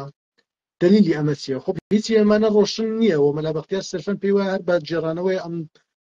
تاریخە و ئەوەی کە من دیفاعم لێ کردی سەرفەن پیاوەتیم کردو گەورەیم کردو خۆ لێرە مەیدانی پیاوەتی نیە لێرە مەیدانی سیاسەتەوە تۆ دەبێت لە مەیدانی سیاسەتا مستەمسەکات قسە دەکا عەدالەت قسە دەکا ئەگەر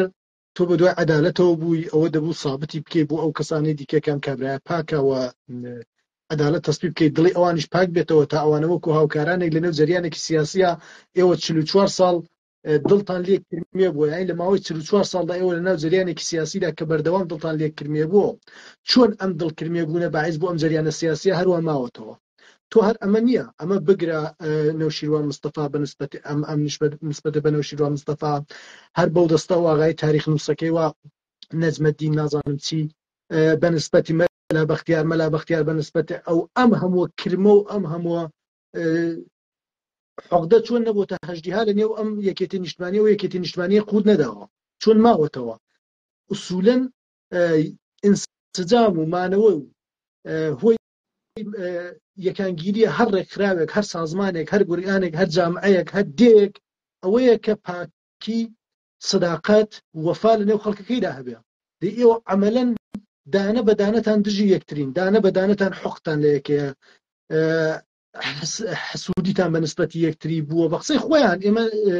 خەریکین باز لە قسەکانی خۆیان دەکەین باز لە تواریخێکی خۆیان نووسیویانە بیرەوەریانەکە نووسیویانەتەوە ئیستا بەو نەتیجە ئەگەی کە سیاست سەراحەتی گەرەکە ئەگەر گەرەکتوێت بەی لە ئاو قولێ تەڕنەوێ خۆتی شتەیەکەویت ئیستا زاهرەن مەلا بەختیار خەریکە ملاحەزاتێکەکە بۆ مەلا بەختیار ملاحەزاتەکە کاکە بۆ ئەم گشتە پەردەپۆشیەکەن پەردەپۆشیت کرد مەجبورەوی درۆ بکەی درۆ کە ئەکەی خۆت مەحکومی ئستا ئەگەر مەلا بەختیار ڕاست ئەکا ئێشێ بێت بێژێ من زانیم ئاواتە قارەمانی بکوژە و خائنە و عنسرە جەلالە تاڵەبانیە ئارام فقط بەحس نەیگەرەک و گەبی کوژێ نەوشیروان مستەفایش گەرەکی و گەبی کوژێت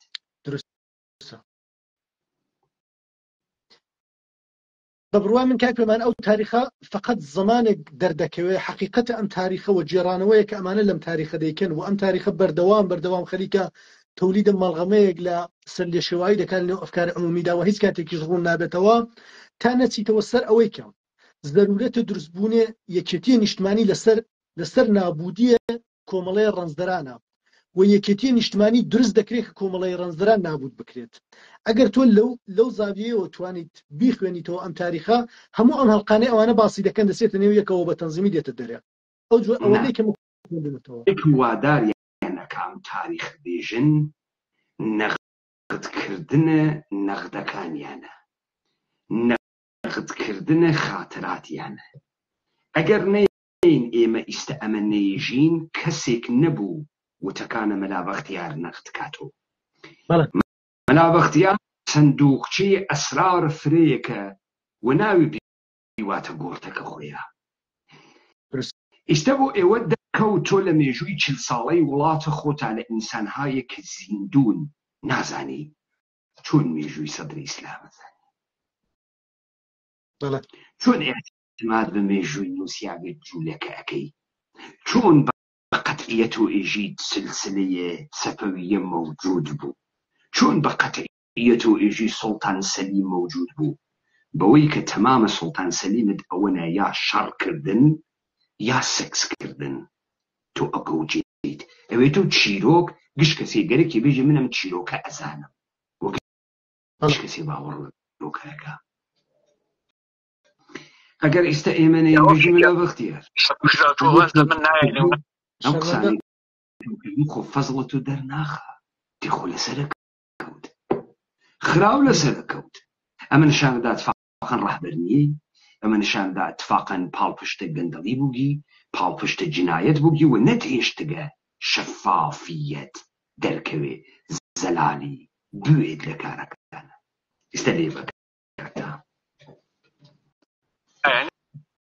پیرۆز بێ ئەمڕۆقا من هیچ مشکلە نییە، واز لەمەێنم دێمە سەر جەزای عەلی کاتیبی شەهید. بزەبت ئەمەی خوارەوەیە لەمایانە بەشێکی ڕاستی کرد کە ئەویش ئەوەیە. بەڵێ برادرانی سۆشیالیست سێ کادری ئەمەیان گرت بوو، جەمیل هەورامی بوو، شەوکەتی حەبە ساڵح بوو، مامۆستا سەردار بوو کە بەقەدرێکی گەورە سۆشیالیست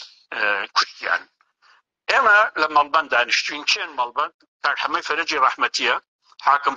عومەرە کە ئێستا لە لەندەنە، کاک ئاسێ شێخرودیە کە ئێستا لە سلەیمانیە باشە، و کاک ڕفعەتی مەلایە کە ئێستاش ماوە.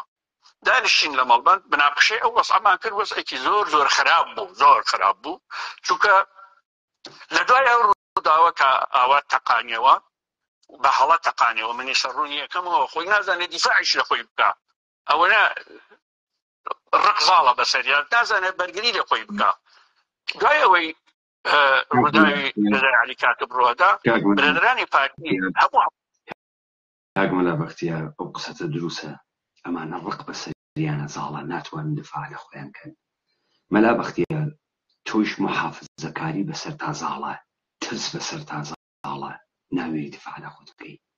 مەلابەختیار تۆ خانەقەینەیەکی کەوتیتە ناوی یەک مشتەقانق. مەلابەختیار ئێمە گەورەترین جەریانە کوردیمان دروست کردگە،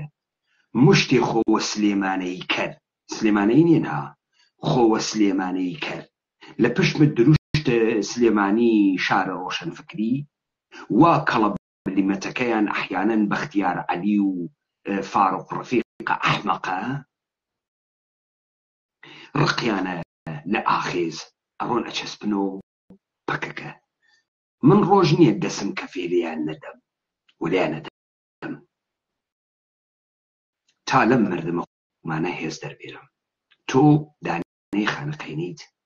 وا شناسنامەی سلێمانی پێنادەن، دائیمەن تەخریب بکەن،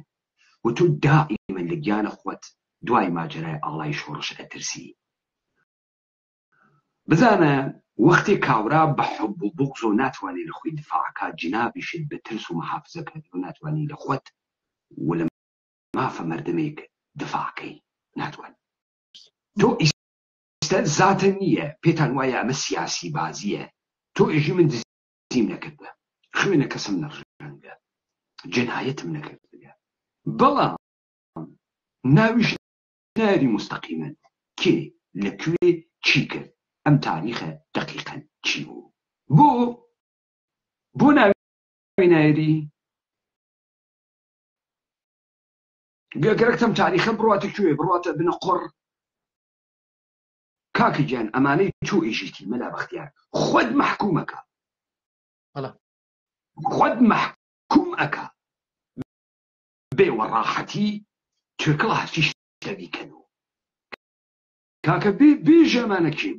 بوو بێژە ئەمانە بەرساختەی دەستگاهای ئەمنیەتی بوو تا ئەم دەقیقەشە ڕەبتیشیان بە کوردایە ئەمانە کورد ئایەتین ئایەت یانێ نیشانە بۆیە کاو دەسماڵەکەیتە سەر تو ئیستەگەرەکتە بێژی فرە گەورە مێشێ دیوەخانەی دابنی قاولەمێ دۆڵمە بکەی هەنێ قمپانی قنزل بە تەزوێح حیزۆ بێری لە دەورە خۆت جەمێکی پێ بێژی گەعدەی دیوەخانە کاورای ئەحمەق بە سۆشیال میدیا بڵاوی کەیتۆ یانە پیا موهیمێکە هیچ گویەکیش نییە هیچ نییە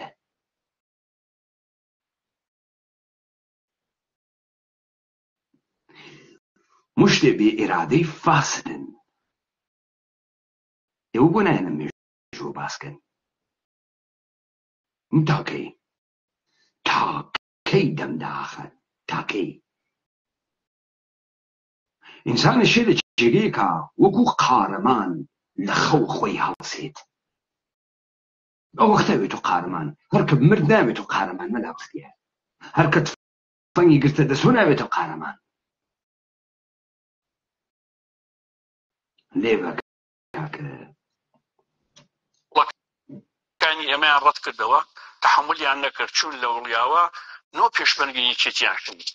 زۆر کار یعنی تەواویتر ناوچەکە گەڕی گرت ڕق هەڵاچوو لە دەرونی پێشمەرگەی یەکێتی و لە سەرکردایەتی یەکێتی ئێمە کۆبووینەوە چی بکەین بەرامبەر مەمڕۆداوە قەرارماندا بوو کە بارمتەی سۆشیالیست بگرین لە بەرامبەرە دیلەکانمان ئازاد بکەین کاگاواتمان بان کردمان کاگاوات گەر دووسێ تکایە ئەمە نەشەڕەکەین نە بڕیاری شەرمان هەیە نگی هیچ تێکمان نییە بەرەوە من تێ ناگەم ئەو چۆن بە من ئەڵێ بەمەرام منی نردووە کاکە پێم و توی سێجار لەسەرێک لە کۆبنەوە پێت ناکرێت پێم بڵێ خەڵکی تدەی دێنێم چەند جارێک وتت دوتیت ئێستا ئەچم گوێی عوسمانی قالە منەوەر لە جادەی دوکانیان نەزانم لە چ خۆی شارێتەوە گوێ یەکرم هێنمە مەڵبەند بن ئەگەر من ڕاست ناکەم با بەرادرانی مەڵبەند کە زیندوون جگەل لە کاک حەمەی فەرەجی ڕەحمەتی هەموویان زیندوون با بڵێن وانە کاک سالار عەزیزیش بە سەدفە لە دانیشتنەکە بوو شایەتی ئەم ڕووداوەیە ئاواز ئەڕوا ناڵم بە عەمدەن بوو ها من ئەو دازانێت دیفاع لە خۆی بکە ناڵم بە عەمدەن بوو لە باجێ بچێت بۆ جادەی دوکانیان سیارەیەک لە دوورەوە ئەبینێ 30-40 پێشمەرگە من کەمین دایانێن لە لای عازەبانوانە کەمین دایانێن سیارەکە هی عوسمانی قالە منەوەرە بێ باشە خۆ تۆ قەراری کوشتنی عوسمانت نێت تا تەقە بکەی بۆ سیارەکە ڕاناگریت بۆ کەمین بۆ جادەکەی لێ ناگرێت لەکسەر تەقە ئەکەن تو مەزا لە ناو سیارەکە کاک جەزای عەلی کاتب دوو پێشمەرگەی برینانی یەکێتی هێنێ بە سیارەکەی عوسمانی قالە منەوەر فریایان خابۆ چنگیان لەوێ برین خستە دیسانەوە مەلا بەختیار دیسانەوە مەلا بەختیار خاست لێ بکە ئەمەی وتت نیشان ئەدا کە جەنابە قەزاوەتت دروست ناکەی قسەی دروستیش ناکەی تۆ بۆ پێشمەرگەی سادە نیەی بۆ سەرپەلی بۆ سەرتیپی بۆ خاتری ئەوەی تۆ شتێکە زانی کە ئەوان نەیزانن مثال با مثالێکە بۆ لێبم تا بفامین حاڵیمان بکە جنابە وتە 3 فیلم دیدە حتما لەناو ئەم فیلمانە سەحنەهایەک لە شەڕ ئەوێنیت بەتایبەتی تا سەردەمە جەنگە جیهانی دووەم بەتایبەتی شەڕگەرە زەدە ئیستیعماری بەتایبەتی شەڕە دوو سپا لە بەرامبەر یەکتریە نەقشە فەرماندە زانی چییە لەناو سەنگەرە سەربازەکانی دانیشتگە ئێژێ دوژمن خەریکە هێرشەکە حتا من نەموت یەک نەفەر تەقە ناکە لەشکرە دوژمن تێت فەرماندە لەسەرەوە ئەوێسێت ئێژێ hold یعنی hold your fire سەربازەکان ئاگرەکەتان نگەهداریکەن مەیتەقینن سەرباز ترسیاگە خۆی تەڕکردگە بای لێبەرەوی لە تاوی ترسا فەرماندەس نایەڵێ ئەو تەقە بکە چون ئێشە شەڕەکە بواتۆ چون ئێشێ لەگنا قوتارکە و دەرچێت بەم بمحزة أويك أقاتا فاصلة يك متريجا إجي فاير أقر ودس سربازا كان ويا لتاوي ترسا لبانصا متري تقيانا كرت كابراتا انكرقسا فرمانده چل پیش مرگي واتكا ماشيني لدورو تيت أتوانن ببرد جادة كوسن أتوانن كاورا زينق بقرن لدورو ايدات برد دسريش اگر نفريك ويا من امود آواتا قارماني ترسياغا چل نفرن ايوه چون لجنه نظامي تانية بابا جان ايشان للحاظ النظامي وبرنسيبة كان النظامي والدستوري بيشير كرقا حكمي مرقا ايوه حالي تانية اما تشي اما مستراوة اما حزبة اما جنگ شريكية اما تشي قو اخواتك اكا عمد نوغا يعني شي عمد نوغا اي تو بو چل نفر دا قدي بو چل نفر دا قدي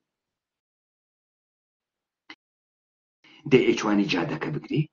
كاورا بيتو بينو بيقري كاك سؤال تو بو ماشين تنقرت تو بو تقاقيري دورو اگر تو مأمور نكري ياقي أم كاربكي أم تقبوكي من ويا ما مكشت حتما مكشت وحتما محاكم بكر مكشت بو استيارانا من بمن ايجن بيمان حيدري رهبر آخذ كردوار سربخو بيتواي رهبر آخذ كردوار سربخو هر باري كلاس باري كلا باري كلا باري كلا صوحا يخب من ناقل من مسؤوليته هداية تكردنا مشورش مبو صوحا تاريخ در مورد من قزاوت ناكا نايكات ام رهبريته مسؤوليته خاطة سرشان من دانه لو يارانا بكما سريع حساوي فرق كاتك كاوراي تازا والديكا من تا ام دقيقة سلسلة مراتب بشيوية كتبي بحكم دانا يا غزاني بو ملا بختيار لبروي ناوى كسيفيرم بروا بناوى آخذو فسادي قال ومن نتوانم إعدامي كم دس بجي كارواناك من زمان حكم أدم بكسي كاريكا قوشتي لجير دان ماويت وبتوانم محاكميكم وسزاب دم شوني وكا المحاكمة نكرتها تبقى أصول النظامي شون دي خلق لا دوباره خد محكوم ويتو بله بيمان حيدري نازاني تنروا راديكالا بابرن دودان حاكم بيري حاكم دادگاه نظامي ارتش أمريكا دابزانين أم خبت سرباز أمريكاي بيكاتش بيكن چی پێکەن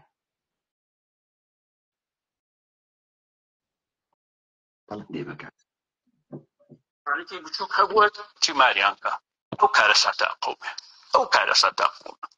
طبعا وەکو وتم وجدانی خۆم ناشتنم قەت بەعەمدەن نابووە ئەوەی ئاوات نامەوێت تووشی هیچ مشکلێک بێ بە قسەی من قەت نامەوێت چکە باوەڕم تحقیقەت ئەو کردووە خۆم بە هیچ شێوێک بەعەمدی نەبووە تەنها بە نەزانین و دواکەوتی و ڕقی خۆی بۆ ئەمەی کردووە ئەمە دوایەوە چۆن کاورا بەعەمدینەوە گۆ ڕق فەرماندەهی کردووە نەزانین و ئەحمەقی و ڕق کاورا نەزانە کاورا ئەحمەقە کاورا پڕۆن لە ڕق بۆ فەرماندەی چۆن گیانە چل ئینسان 50 ئینسانە خەیتی دەسەما من ڕەفیقی خۆشەویستێکم بوو لەم ئاخێزە هەروە ڕفاقەت خۆشیم لەرەکو ئینسان فەهمیدەیەک و خۆشم لەرەکو 4-5 دەفە پێم وت فڵانە کەس وایتە ناوە کارە سیاسیە سوحا ئیمکانی هەز وەجێگەهای گەورەی بکەی بڕیارە ژیان و مەرگە مەردەمە لەدەستاوێ تۆ ئینسان کینەیەکی لە سیاسەتا لە ئەبعادە گەورە کینە ناخوا 4 دەفە ئەختارم پێدا جار پەنجەم محتەرەمانە پێی وت خواحافیزم بێ تۆ چونکە دەردەم کە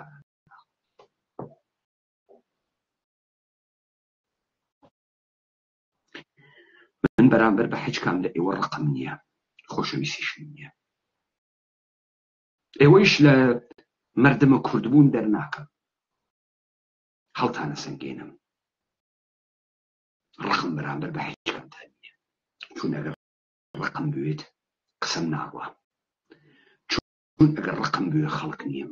چون ئەگەر ڕقم بوێ لە دادگاه و وجدانە خۆما شەرمەزارم، چون ئەگەر ڕقم بوێ دەنگم درێر نییە، چون ئەگەر ڕقم بوێ ئەو تاهای ڕەحمانی حازم نییە لە کنارمنا شان بەشانە من هەر بەهایە بە دوژمن تەحمیل کا و هەر بەهایە قبوڵکە. خۆم نەکەومە بەرە سپا کەسیان نایێت، خۆم ئیمانم نەوێ کەسیان نایێت.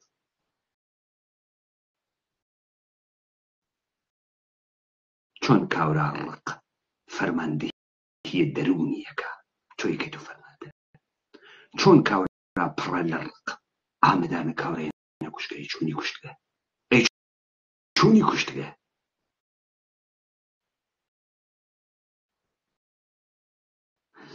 بابەیان ئێوە کێن؟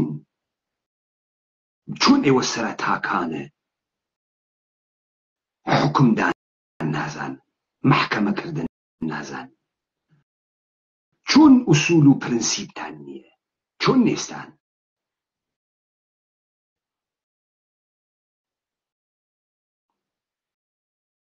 لێبە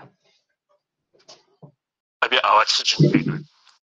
چەکیکەین و دەریکەین. من هەر لەبەرەوە اعتیباری ئاوات خۆی بەوە ئەزانی لەگەڵ کاگنشوانە و لەگەڵ من مەلمەلانی هەیە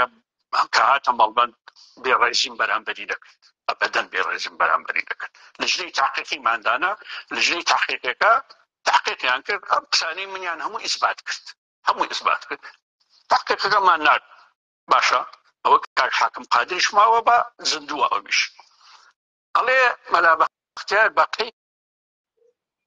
مەلا بەختیار هەر ئەو وەختە تۆ بەر لەوەی لە ژنەی تحقیقی بێت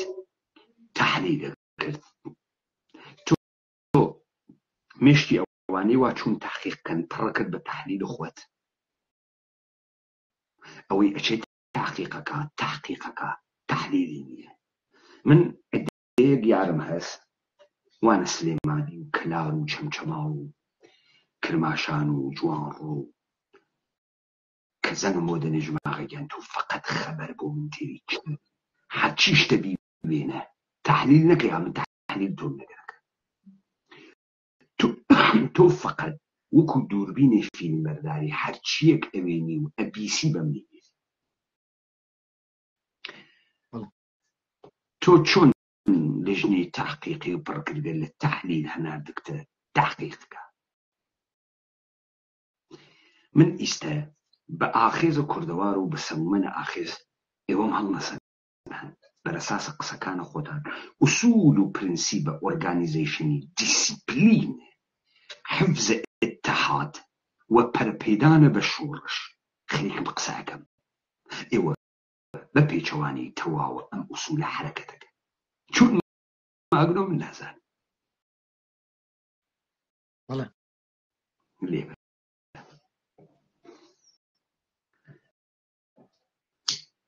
خۆی شتەکەی گۆڕیەوە. خۆ من نەمنووسیوە تابی گۆڕم، چۆنیان نووسی بوو لە ژنەی تاقیقەکە وام ناردووە. ئەم کاک ئاواتە ساڵی 2006 جارێکی تر تەسریحیا بۆڵە مەلا بەختیار خۆی تەقریرەکەی نووسیوە، دوایی ئەندامانی بەڵبەند کارحەمەی فەرەج و ڕفعەتی مەلا و ئاسێ شۆخبوونی نامەیان بۆ مامجلال نووسیوە و تویانە مەلا بەختیار راپۆرتی ئێمەی گۆڕیوە، ئێمە وامان نەوتووە. من ڕوونکردنەوەیەکەمدا قسەم لەگەڵ هەموو بە ڕێزانە کرد، ئایا ئێوە قسەی واتان لەگەڵ مامجلال کردەوە؟ مامجلال وتی ئەبەدەن قسەی ئەم برادرانە وتیان ئێمە قەت قسەیەوەمان بۆ مامجلال نەکەوە، ئاوات قارەمانی خۆی مەسئولی ئەو کارەساتەیە. ئێستا لەم لە چاوپێکەوەدا قسەکەی هەڵگێڕایەوە، ناڵێ برادرانی لە ژنەی تاقیقی ئەندامانی بەڵمەردی یەک راپۆرتیان بۆ مامجلال نووسێ، ئەڵێ مامجلال کە منی دیوە و توێتی مەلا بەختیار راپۆرتەکەی گۆڕیوە. بۆ چونکە من ڕوونکردنەوەم لەسەر قسەکانی پێشوو یا بوو خۆیشی ئێزانێ لە ڕۆژنامەی چاودێر بڵاو کراوەتەوە. من واز لەوەی هێنم أما كتابي مصطفى چاوشە 256 257 بخێنەوە یادەوەریەکانێتی بخێنەوە بزان چۆن باسی ڕووداوەکەکە ئایا دوور و نزیک باسی ئەوەکە کە من لەو مۆزوعەم نەخێر هەر باسی ئاوات قارەمانیەکە نەخێر بڕۆن کتێبەکەی نامیلکەکەی کاک حەمای فەرەجی ڕەحمەتی بخێنەوە کە نامیلکەیەکی بچووکی هەشتانەوە لاپەڕەیی نووسیوە بەو پەڕی ڕێزەوە باسی منەکە بەو پەڕی ڕێزەوە باسی منەکە ئەستان ئەڕە لە هەموو حیاتی پێشم نەکەوتەوەنەوە احترامی هەبوو و ڕووداوەکان هەموو ئەجارێتەوەی کە خۆی بە باشی ئەزانێت نەخێر ئەمە زیندوەکان ماونەوە کاگرفاتی مەلام ماوەوە ئاسۆ شێخرودی ماوەوە کاک حاکم قادر ماوە و هەموو زیندوەکانی ئەو کاتە ماوە بە پێشمەرگەکانی ماڵبەند ئەو کاتە ماون بپچن بپرسن ئەگەر یەک کەس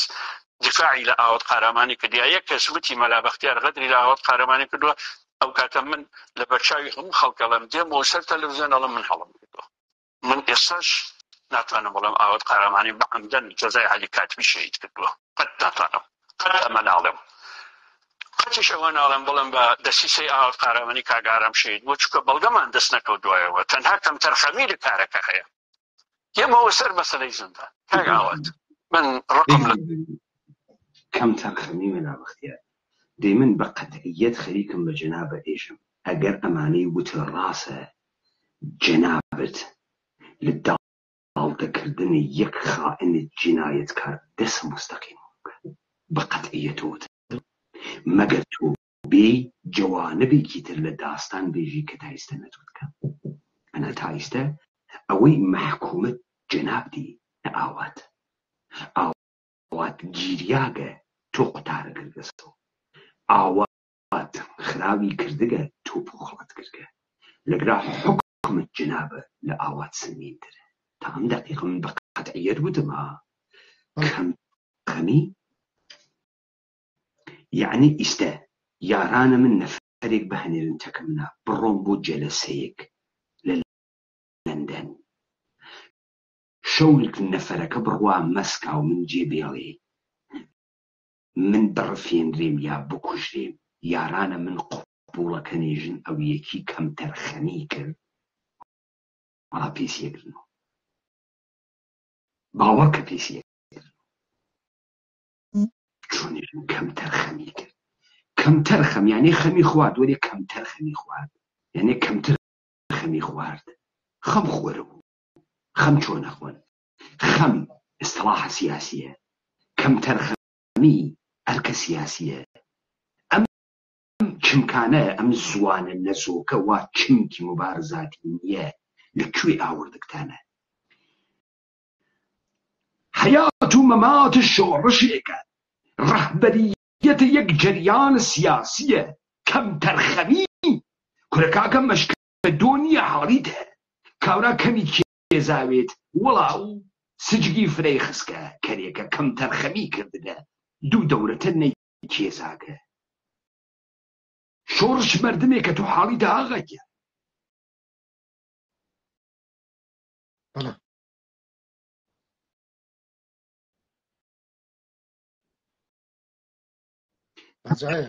خەمی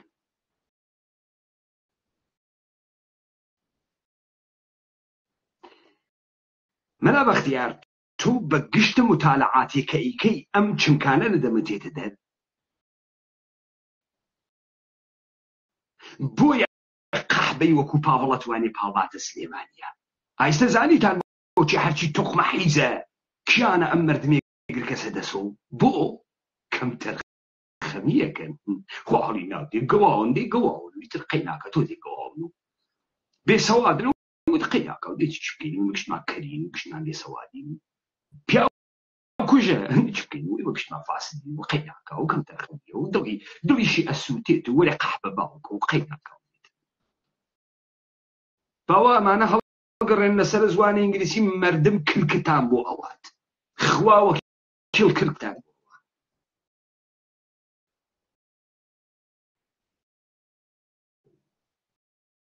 بەڵێ کەم تەرخەمی ئێستا فامیدا ئایتا ڕەحمانی بۆم تاریخە مهمە گوێ بەین بەڵێ ئەوانەی وا دەنگە من ئەبیسن لە ئاخیر زایمە ئەم کەم تەرخەمیمان نییە اشتباهی لحزار بار نەمە خواردتر بکەی سزای گەورەی بینی شێک مامناو کەم تەرخەمی نییە ئێمە یا وەفامان هەزیا خێنەتمان وەسەر پۆست نەگەبانی تۆ بخەفی ئێدامەکە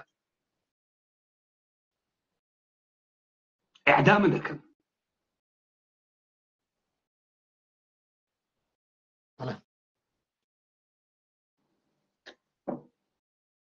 ئێدامە تۆ نییە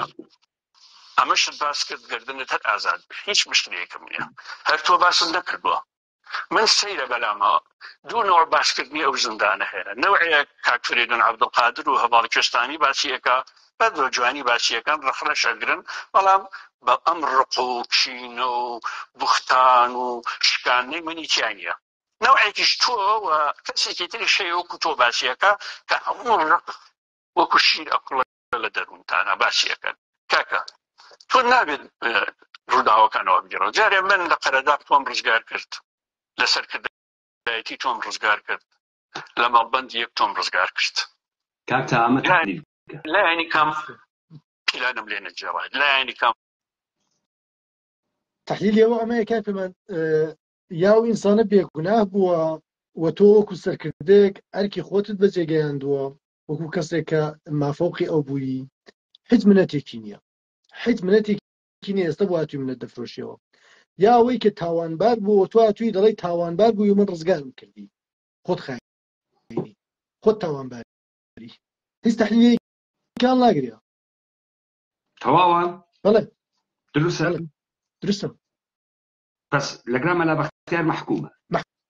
حکومە مەلا بەختیار خەریکە دەڵێت تۆ تاوانبار بووی من ڕزگارم کردی تۆ تاوانبار ڕزگار کردووە یعنی شەریکی تاوانباری ئەگەر خۆت دەستیانە بووە بە ڕزگارکردنی تاوانبار تۆ خیانەتت کردو بە حقیقەت بە عەداڵەت بە مەردەم بە خۆت تاوانباری بە خەڵک بە شۆڕشێک بە ئامانج بە تاریخ بەڵێ وەت دەی بەداخەوە دەی متاسفانە کاکەمان واقعاً هەرەوەی کە جەناب لە ئەوڵەوە کوتت مەلا بەختیار ئیدعایەکی گەورەی کرد لە بەدوی قسەکانیا کاکتا مەلا بەختیار باسەواتترینیان هەها بەڵێ من شەکم لەوەدا نییە مەلا بەختیار نەک لە کوردەکان لەوانەی عێراقیش باسەواتترە درستە بەڵێ متاسفانە بەعیدە ئەم شێوازە قسەکردن من نازانم مەلا بەختیار هاتووە دفاع بکات بەڵام عەمەلەن نەک دفاعی لە خۆی نەکرد بەڵکو عەمەلەن خۆی خستە قەفەسی ئیتهامەوە بەم دیفاعەوە دەلیلەکەشی هەر ئەوەیە کە تا ئەم دەقیقەیە مەلا بەختیار ژوەکو هەر هەمویان بەشێک لە تاریخدایان هەیە بشارنەوە و یا ترسە یا منفعەتە یا هەر شتێکی دیکە کە هەیە نایهەوێت تەواویەتی داستانەکە بێنێتە ڕووە بۆ شاردنەوەی ئەم بەشە لەو تاریخە مەجبورە بەم شێوەیە زەعیف عەمەل بکات کە ئەگەر عەداڵەتێک لەم سەرزەمینە هەبوایە مەلا بەختیار هەر ئەو شەو لە زیندان هەبوو حەدی ئەقەل دوای ئەو تەحلیلانەی ئێمە سبەینە مەلا بەختیار دەستگیر دەکرا ئەگەر ئەم سەرزەمینە عەدالەتی تێدا بووایە ئەگەر ئەم سەرزەمینە ئوسوولەن خەڵکی تێدا بووایە تۆ جەنایەتکارێکت داڵدەداوە پاراستوتە ڕەفیقەکانی خۆی پێشمەرگەکانی خۆی کە لەژێر دەستی خۆیدا بوون کتویانە دەبێت بکوژێ و تاوانبارە تۆ ڕزگارت کردووە تو تاوانێکی گەورەت کردووە تۆ ئێستا چی بە ئاغای قارەمانی دەفرۆشیتەوە چی پێ دەفرۆشیتەوە گەورەی پێ دەفرۆشیتەوە گەورەی نەکردووە تاوانت کردووە ئەگەر واقعان ئاغای قارەمانی تاوانبار بووە تۆ ئەوڕۆکە هاتووی دەڵێی بەم شێوەیە لەسەر من قسە دەکا حەقیەتی بەم شێوەیە لەسەر قسە بکە من تاوانێ بکەم کاکپەیمانی حەیدەری داڵدەم بدات دەی مەعلومە چەند ساڵ دیکە دەڵێم خۆم دەبمە مویە دەماغ خۆت دەبیتە قاتڵە من بەڵێ 100% متاسفم واقعا متاسفم کە کەسێک لە ئاستی مەلا بەختیاردا کە خۆشی ئیشرافی هەیە بەوەی کە خۆی خوێندەوارترینیانە سیاسیترینیانەوە حداقل لە وادیە ئەندێشەدا دەستێکی هەیە و لە سەرگەردن زۆر قسە بکەن. سەرەتا وتم ئینسانەکان بە گوێرەی تەمەنیان بیرەوەریەکانیان دەستکاریەکە. ئەمانەی حکوومەت هەرێمە کوردستان گۆشەنشینەکانە ئوروپا و دەسەڵات نەگەییەکانی هەن چاویان کەوتە فەرشە قرمز، چاویان کەوتە بەهبەه و باری قەڵاو و گەورەم و ئەمرە فەرمووی و گەورەم، چاویان کەوتە پووڵ، گشتیان هەرچی شتە خۆیانە ئابدەیت کردو، ژن، سێکس، لەباس، ستایل، خاتراتیشیان ئابدەیت کرد. مەلا بەختیار و هەر کەسێ وەکو مەلا بەختیار ئەیتوانی سادقانە بێژێت من دەبیرت تێ ڕۆژێکیانە فەڕۆخە نەگەهدارم گرت. فەڕۆخە نەگەهدار ڕەهبەریەتە چریکای فەدایی ئەکسەریەت ئەوەڵە ئینقلاب. فەڕۆخە نەگەهدار وتی کادرە سەرکردایەتیە،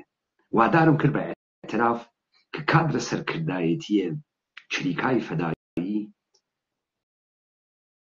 میانگینە تەمەنیان نەگەیگەسە 30 ساڵ 28 ساڵ.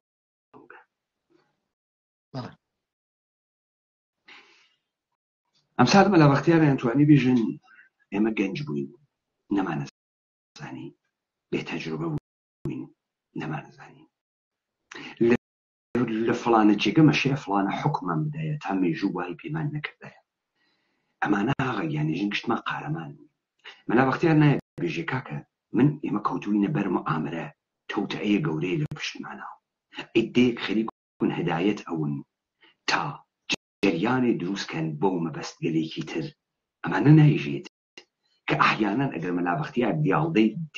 داڵدەی دوو عنسوری داوێت بیری لەوە کردوێت و دوو نەفەر منەتبار کا بەدەستی خۆیەوە بن. تا من ئەمانە بفامم، ئەمانە ئێژن گشتمان قارەمان بووین، گشتمان کۆتایەتیمان کرد بوو، گشتمان فرە زاناوچین و گشتمان فرە عەقڵ بووین. بابەگیان پێگەی ئیستەدە ناکردێتە خەت، پێگەیەکتان نەماگەر. ئێژە جەماعەتی لەک دانیشتون تریاکیان کێشاوە، تریاک کە ئەکێشی سڕەوی. پۆلیس هاتی وتی و بێ حەرەکەت، کاورا وتی حەرەکەتی نەیدین، حەرەکەتێکمان نییە. ئێوە بابەگیان سات سەرتانی کردگە حەرەکەتی نەیدن، هیچ حەرەکەتێکتان نییە. بێن ئەگەر ڕای گشتیە دروستە کە ڕای گشتیە قسە بکەن. دوو چتنتان خەڵەتێنێ لەگرا یەک دەستکاری خاترات مەکەن مێژن ئەگەر ئیستێک گەورەی و سەرکەسم کردی لە هەرمان هەسووی مەڵبین و یعنی فرەش دروست و گەورە و جین و مهم و بینە کاکە نەچێت بینە گەورەوی دانیش و ئەندازەی خۆت قسە بکە ها بە ئاواتێژی ئێمە بە ئەندازەی خۆتمان پێدا. ئەمە یەک. دوو ترس و مەحافزەکاری بنێنە کنار و ڕۆ مەردم لە کەسی حەزەکان ڕەهبەروێت. بروکراتە مەحافزەکارە چاپلوس لەم دنیا ڕژیاکە، ڕەهبەر واقعی مەوجود نییە ئیلا ئێمە نوێ. لێ بە کاکتا تا بڕاتە ئینتار.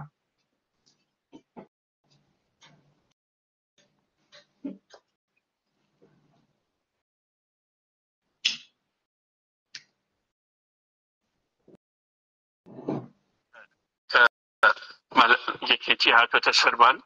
لە پلێنۆم بەشداریت کرد یەکسەر ئەمری ئەیدامی منی تەوقیع کرد. فەرقەکەمان چییە؟ فەرقەکەمانەوەیە تۆ ڕقاویت من ڕقاوینم، ئێستاش ڕقم لێت نییە. ئێستاش کاگاوە تۆ بەداخەوە نە ئەخوێنیتەوە نە ئەزانی منهەجی ڕخنەیی مێژوو چییە. 10 ساڵ لە لەندەن بوویت یەک کەلیمەی ئینگلیزی فێر نەبوویت. ئێستاش لە هەموو قسەکانتان لە هەموو نووسینەکانتان نە ئەزانی دیموکراسی بەکارهێنی، نە مەدەنێت بەکارهێنی، نە ئازادی بەکارهێنی. یعنی دیالۆگ لە عەقڵی توایە نییە، گفتوگۆ لە عەقڵی توانەیە. کاک ئاوادیان تکایە تۆ تێبگە کاتێک کە درۆ هەڵەبەسی پردی حەقیقەت هەمووی ئەڕوخێ، هەموو حەقیقەتەکان پردی ئەڕوخێ. وە درۆکردن سەرچاوەی توندوتیژیە، سەرچاوەی تاوانە درۆکردن. تۆ چی ناگەی لەمە چی ناگەی چی نەگەیشتی تۆش چەند هەڵەی گەورەت کردووە تۆ یەکەم مەلا بەختیار درۆکردن ئەوە نییە ڕاست ئاوەژووکەی درۆکردن ئەوەسە تۆ حەقیقەتی بەشێکی بەقرتێنی حەقیقەتی بێژی نیوەی پڕکەی لە ئاو درێتیەکەی حەقیقەتێ بتەمام و کاملی نێژی نەڕۆیتە ساڵانە گوزەشتە و لەو جێگە بە ترس و خەوفەکان تۆ قسە نەکەی ئیستە فکرکەی ئیستە ڕاهبەری بیت و هەمیشە ئینسان زەنگی و کورت و بسیار ئاقڵ و زیرەک و تێگەیشت و بووی و هەڵەو نەکردەگە مو لە ماسە من ئەکێشنە و چون من تەسویر ئەەکەم لە حەزات مبارزەم سەحان ناتوانم لێشەی دەرچم چەند نەفەر لە ئێوە وەکو من کامەراتان لەسەر وایە ئێمڕۆ ڕووتان بۆ قسە بکەن مەلا بەختیار درۆ سەرچاوەی تاوانە ئێستا ئێمە ثابتمان کرد فەرمایشاتە جنابەت ئیرادی هێز و تۆ مەحکومی نات بێ بە محاکمەتر بڕۆ گەورەترین وەکیلە دنیا بگرە بێن با دادگاه مردنی بەرگوزارکەی دفاعێکە تۆی کەی لە خۆت دفاع خەیری خەتەرناکێکە ئەمە تەنویر ئەفکار عمومی ئێمە دەرەخات کە ئێوە چەنی مەحاولەکەن ئەفکار عمومی ڕای گشتی بەخەڵەتێنن ڕای گشتی گەوچکەن ئێمە ڕق و تووڕەیمان تیان نییە وەلێ هاین بە شوێنە حەقیقەتێکە تا تێبگەین بۆ ئێمە کاولین بۆ کاولین بۆ ئێمڕۆ حاڵمان خراپە نەقد وەزعیەتە مەوجود existing moment بەشێکی ئێوەن ئێوە وەزعیەتە مەوجودە ئێمەن دەسەڵات سیاسین دەسەڵات ئیداری و حکوومەتین کەسایەتیهای معروف خاترەن مێمۆرین بیرەوەرین ئەگەر ئێمە ئەمڕۆ حاڵمان خراوە بناغەی حاڵخراویە ئێمە دوێکە دانریەکە ئەگەر ئەمڕۆ سەخیفگە لە بنەماڵەیە وەکو کۆسرەت ڕەسوول و عەلی ئەسکەری و تاڵەبانی و بارزانی و بنەماڵەگەرە عەبدوڕەحمان و بنەماڵگەرە هەرسین و ئەگەر ئەمانە تەپیان داگەسە سەر ئەم مردمە ئەم عناسرە فاسدە ئەو دوێکەدان باوەڕ کە کوڕەکانە مەسعود و مەسعود بنەماڵەی تاڵەبانی و کۆسرەت ڕەسوول بنەماڵهای ترێک کە ئێوە باشترەیان ناسن تا من بیان دەنە دەسە من سەنێر ئەهەسوومە کەلەیان تەکە گاگەلا ئەڕۆن ئەلەوەڕێن و تێنەوە باوەڕکە ها ئەمە ئێغاقی تێ نییە باوەڕکە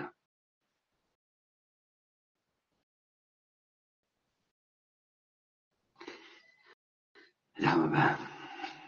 ڕایان کێشایی لە پرسیار و وڵامەکردنە بۆ ئەوەی شەیداران بچووکەیتەوە کاوە زۆر ئاگۆڕایی بوو بۆ تۆ دوام وا خۆت فشاندا کە لە کارەساتی هەکاری گوێت نەداوەتە عەلی ئەسکەری کاکە خۆ من لەوێ بووم من لە قسڕی ناوزەنگ بووم لە کۆبنەکان بووم کاک ئاواتە ئاخر کە عەلی ئەسکەری مایە ڕێز بوو لە لامان مەسئولی ئەسکەری بوو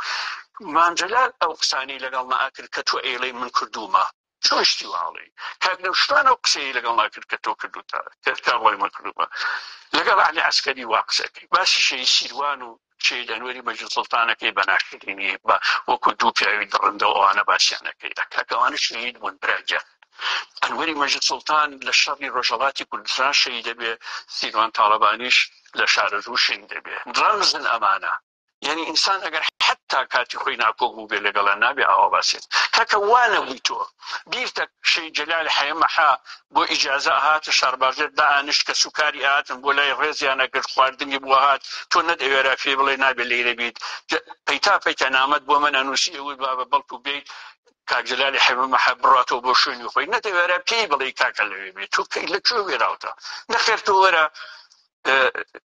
مێژووی شەڕەکانی تۆ باسکە تۆ سەرتیب بوویت لەکوێ لە قەرەداخ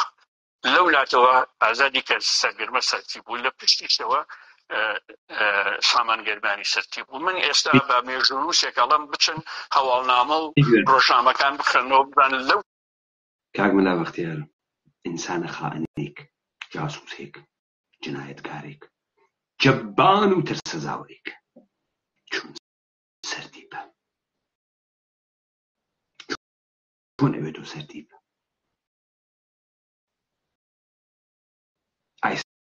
خۆت دەی عەلی قارەمان ئاواتە قارەمانی گەورەترین سیاسەتمەدارتان نییە تایس جەبانە ترسەزاوەرە حیزە درۆزنە خوێڕیەک تام دەکەی قەمابز بە پێوانەی خۆتان لەمە سیاسەت نییە چییە؟ چۆن ماگەسۆم ئەنسوورە چۆن ماگەسۆ چۆن مگەسۆ سەرتی بە بەر ئەساسە چی ئێوە ڕوتبەتان داگە معلوم نیە ئەمە چۆن شۆڕشە معلوم لێبەر کاکتان لە کتێبەکەی حەمەدی مەولودە سرچەیدا دەڵێ من بارەهای بار تەوتەیان بۆ کردن بمکوژن بارەهای بار دەیانتوانی بمکوژن بەڵام نەیان دەوێرا دەلیلەکەیەوە نەبوو لە خۆم دەترسن لەو کاغەزە دەترسان وا لە ژیرفانمدا بوو کاغەزەکە کاغەزی ڕووس بوو بەڵگەیەکیان پێدا بوو کە ئەمە ڕووسێ بۆی دەرکرد بوو لە تەریقی حیزب تودەوە لە تەورێز ئێستا با بزانین ئەم گەردەن کولوفتە بە ناوی ئاواتە قارەمانی کە کەسێک بە ناوی کە کەسێکی وەکو عەلی ئەسکەری مامجەلال ئەو جۆرە قسەی لەگەڵ نەدەکرد و نەوشیروان ئەو جۆرەی قسە لەگەڵ نەدەکرد و کەس ئەو جۆرەی قسە لەگەڵ نەدەکرد بەڵام تۆ ئەو جۆرە قسە لەگەڵ کردو بە چ جورئەتێکەوە ئەو جۆرە قسەی لەگەڵ عەلی ئەسکەری کردو ئایا عەلی ئەسکەری ئینسانێک ترسنۆکێک بووە کە لەو جایگاهەدا نەبووە کە ئێوە داتان ناوە کە ئەم توانیوێتی ئاوا قسەی لەگەڵ بکە یا ئوسوولەن ئەم کابرایە شتێک بوو ئەمیش بەڵگەی لە ژیفاندا بوو کە کەس نەیوێراوە لە بەرامبەریا بوەستێتەوە سەرتی بە کە دراوسەیەک بوون تۆ چارەکیەکانت لەکوێ بوو کامایە چارەکی گەورەکانت کە خۆت بەشداریتیان کرد دوایی بووی بە سەرتیب لە شارباژەر و من مەسئولی مەڵبەند بووم بۆ یەک جار پێم بڵێ چوویتە ناو سلەیمانی دەستێکت وەشانە بێ جێگەی شانازی بێ بۆ کاگوهاب دەستی ئەوەشان شانازی و باسی یەکەم بۆ کاکشۆڕش دەستی ئەوەشان و جێگەی شانازیە بۆ حەمەیتەیە ئەجوڵا ئەچوە سلەیمانی بۆ شەهید بابەتایر ئەجوڵا ئەچوە سلەیمانی من ناتوانم بڵم کاکە حەمەعەلی بەرزنجی ئازانە بوو من ناتوانم بڵم کاک غەفور ئازانە بوو من ناتوانم بڵم حەمەعەلی تر ئازان نەبوو کاکە ئازایەکی زۆر لەوێ بوو تو ئەو کارکتەرە یا ئەو سەرتیبە عەسکەریە زۆر گەورەهینە نەبووی تۆ ئیداریەکی ئارامە دەکرد بەڵام دەروونت پڕ بوو لە ڕق خۆزگە وەکو کاک ئەنوەر یا وەکو سیروان تۆز تووڕە بوویتایە بەڵام وەکو ئەوان قارەمان بوویتایە من هیچ گومانەوە نەبووە دەی باسی چۆن شانەزی بکە چوار ڕبایەت گرت بێ دەی فەرموو بازم نه ئەمە نییە لە توێژووی تۆیە کاکە تۆ چۆن سەر بێستا چۆن بۆ دەرەجەی سەرتی پێگەی و ئەم سەرتی پێ چێ پێیداوە کابرانە قارەمانی گرتووە نە ڕبایەیەکی گرتووە ئەمەلیاتێکی لە شاری سلەیمانیا کردووە حەجی نەکردو چۆن بۆ بەسەرتیب ئەی مەلا بەختیار چۆن کردو بەسەرتیب عجب نەتیجەی تەکەتلەکانی ناو یەکێتی و کۆمەڵە بووی بە ئاوات قارەمانی ئەجنە توێیەکی نەفرەت لێکرا و بڕیاری کوشت نەتیجەی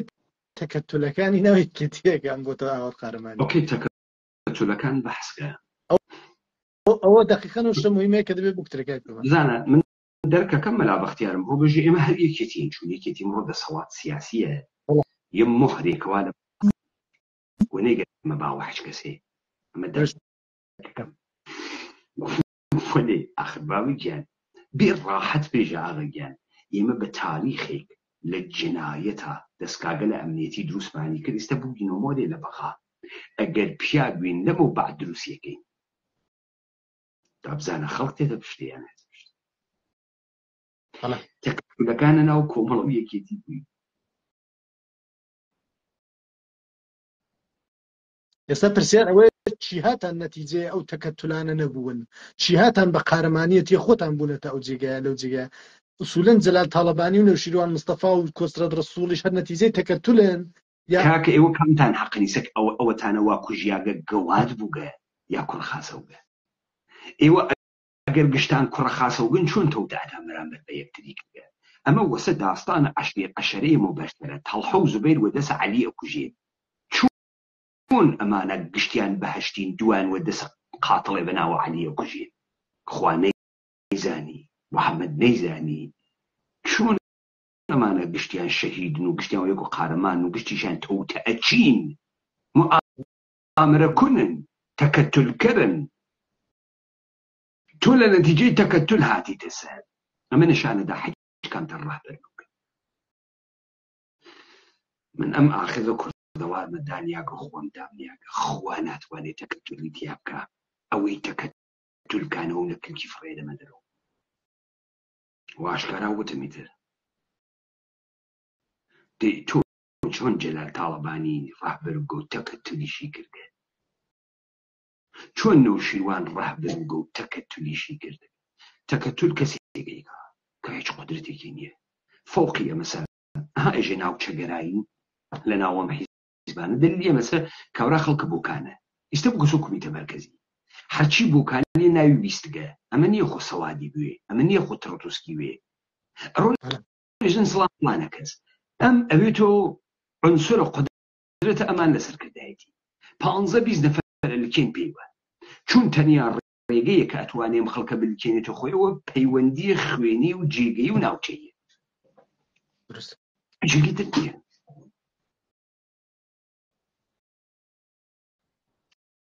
متوجه بووین چون نقش انقلابیە کە خۆی کردوێت و انقلابی و خۆی بەناوبان کردوێ ناوێنیت هیچ کامیان نانە حەدە شتێ پێ ئێژن شۆڕش نییەن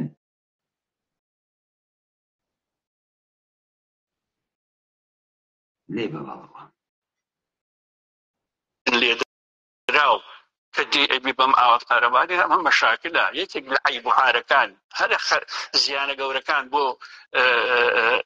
حرەکەی کوردی و بوو کۆمەڵە و بوویەکێتی ئەوەیە نارکۆچیەکان کە ئەتەقێتەوە خەڵکی وەکو تۆ بن بە قارەبان خەڵکی وەکو تۆ بن بە ناودار کەوان نین کەکە معقولە تۆ ئێستا 6 ساڵە سیاسەتەکەیت وتارێکت نییە گۆڕێکت نییە ڕخنەیەکی معقولت نییە هیچ شتێکت نییە هیچ ئەمە کەکە هیچ لە ناملکەی بنووسە لەسەر چۆنێتی شەڕی پارتیزانی نیتە کاکە تۆ ڕاکێشن دیسانێ ئافرین مەلا بەختیار جدی پێدێژم ها منوتم تۆ لە گشتیان ژیردنی مەلا بەختیار تۆ لە تاریخە ئەم حیزانەی بەناوە حیزب کوردی یەک نەفەر بێرە نامیلکەیەکی دەرمەوردە شەڕە پارتیزانی نووساوێ تا من سابتی بکەم تەمامە ئەو شتێک کە پێی ئێژن قارەمانی دروست هیچێکی قارەمانی ئێوە بەپێچەوانەی تەمام و ئوسولە شەڕە پارتیزانی شەڕەکە نەمایشە شەڕەکە و فقط کوژیاک جێتێڵن منزوتان چیە لە شەڕە پارتیزانی هەدەفی چییە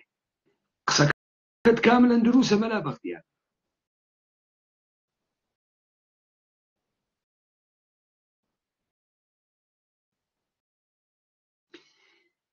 کوڕێژە هەیدا هەیبێدا و سەنگوارانم کەن ئەرێ ئێوە کوردن بەشەرن حاڵیتان ئەوێ پەخمەن گەوجن چیوا لە ناو زێهنتانە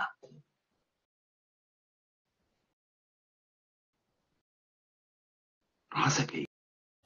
دا 4 نەفەریان بێرە نەخت بکاتۆ لە تاریخ خۆی 4 نەفەریان بێرە بێژێ چۆن یەکێتی ممکن ئەوێ چۆن پارتی ممکن ئەوێ چۆن پەکەکە ممکن ئەوێ چۆن دموکرات و کۆمەڵە ممکن ئەوە بابا چۆن ئێوە هەم قارەمان و هەم گەوادن و هەم قنبازن و هەم دزن و هەم باشەرەفن و عەجیبە تو ئەم مەڵخەمە لە هیچکوی دنیا ناوی ئێوە بەرە ئەساست کورە کاکە بۆ ئەیخیتەمە لە ئاواتە قارەمانی دا ئوسول و پرینسیبەکانت جەنگ پارتیزانی یەکێتی حیزم بۆ بێرە نێست دا ئەوەی کۆمەڵە بێرە نیست، دا ئەوەی قاسم لوو بێرە نیست، دا ئەوەی پەکەکە بێرە نیست.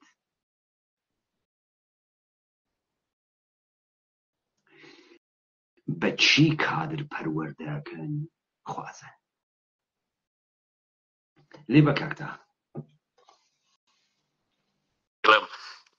دژی مامجلالەکەی بەجاشی جەلالی باشە خۆی و ڕەفیقەکانی داگاران بچووکەکەیتەوە عەلی عەسکەری بچووکەکەیتەوە باشە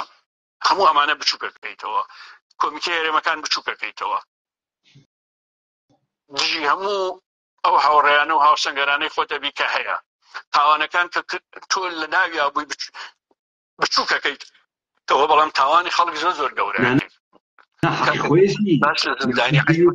بەگیانی تۆ حەقی خۆیەتی بەگیانی تۆ ئەگەر بچووکنەوەیانە ئاواتە قارەمانی لەگران حەقی خۆیەتی گشتان نییە گەسە سەر قامک وایە پێیان کردگە حەقی خۆیەتی ئەگەر ئێوە بووینەوەیانە خۆ ئاواتێ نەبووین بوو نەبوو ئەمڕۆ پاڵ تاڵەبانی تەپێدا سەرقمتان نەبەگیانت ئەمڕۆ مەسعود و کوڕەکانی تەپێدا سەرقمتان تخوا بڕۆ بنوارن و قیافەی مەسعود و کوڕەکانی داوەشێن خەجاڵەت بکێشن وەڵام مەرگتان خۆشە لە ژێرە فەرمانە ئەوانە فەرمان ئێوە مەرگتان خۆشە وەڵام نە شەرەفە هەز نە ناموسە هەز نە پیاگی تەحملکەی پاوەڵە تاڵەبانی سوارە قمە بوو وەڵام پیاگ نییە چۆن گەورەیان کات ئاواتە قارەمانی ئەو گەسە و ئیستەماگەسەوە و ئێوە ئێژن ئینسان سەخیفێک بووگە ناوەڵا ئاوات سەخیف نەوگە کۆمیتەکانە ئێوە سەخیف بووبن دێلال سەخیف بووگە کە ئاوات ماگەسەوە ڕازەکە ئاوات ڕازەکە وەگەرنە نە ئەماوە ئیمکانی نەبوو چۆن ئەم گشتە جینایەتکارە هەن خۆی وە گەورە و قارەمان تو ئیستا 2 دقیقە پێش وتت تەکەتولەکان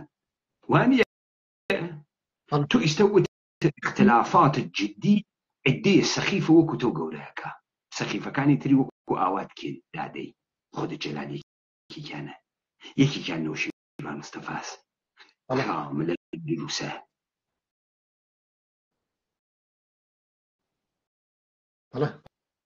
دروستە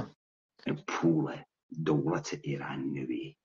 ئەگەر پوڵە قەزافی و پوڵە سووریە نەوێ پوڵە دەستگاگەلە جاسووسیە منتەقە نەوێ ئێوە تەوانە هەبوونی یەک نەفرتان لەلای خۆتانە نیتانە ظاهرەن هەر لەم قسەکردنشدا ئاوات قارەمانی باسی لەوەش کردووە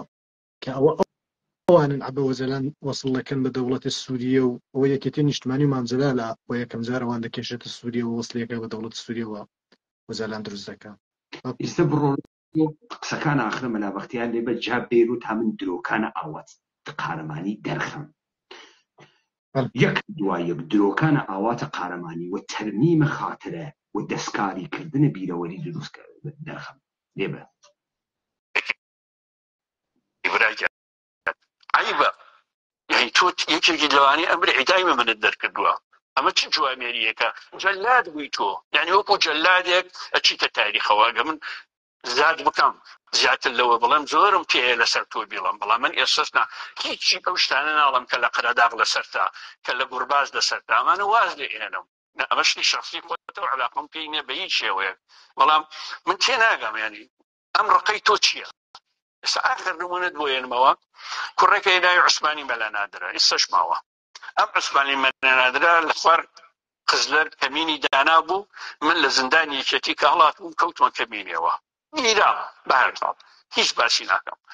7 ساڵ لەمەوە بەر هات بۆ لام عوسمان وتی چوون بۆ لە هەموو مەسئولەکان سەرەتان بە خەریکە ئەمبرم کەس پارەم ناداتێ من سەیرم کرد چیرۆکەکەی قزلەر و گرتنی من و هەموو هاتە بەرچاو بەڵام وەکو پێشمەرگەیەکی سەیرم کرد وەکو ماندووێکی سەیرم کرد وا سەیرم کرد کە واجبی خۆی جێبەجێ کردووە باوەڕکەن ئەوەی کە خۆی ویستبووی عیلاجکە یامێ لە مردە دڵزگارم کردووە من هیچ ڕقێکم لەمانە نییە هیچ ئەو ڕووداوانە علاقەی بە حاڵەتەکەوە هەیە ئۆکەی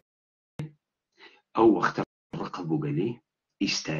بەم نەتیجەگەیگی پرینسیبە حیزبی ڕایەت کرد. ئیستا حکومت بەرامبەر ئاواتە قارەمانی و ئاواتە قارەمانیەکان چێ؟ ئیستا تۆ توانیت لە کەسێک گرتیتی و دووبارە بردیتیوە دەمە مەرگ خۆش بوویت پولیشی پێ بێ بڕوا سەرەتانەکەی خاسکات. ئیستا حکومە ئەوانەی تۆ ئیستا لەوە گوزەشتی ها وتت وەزیفەی خۆی جێبەجێ کردگە.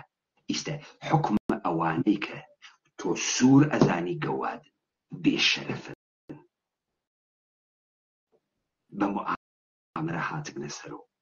بە تەکەتل هاتنە سەر و چیە مەلابەخ کوشتن. ئیستا حکومیان بە ئەزانی بۆ کەس لە سلێمانی نێتە پشتان چون پیاگێکتان تیانی محکەم بوێسی و قسە بکە. مەلا بەختیار تو تاریخێکی لە سندووقچەی ئەسرار ناوێ بیوێتە ژێرە گڵتەکە خۆتە.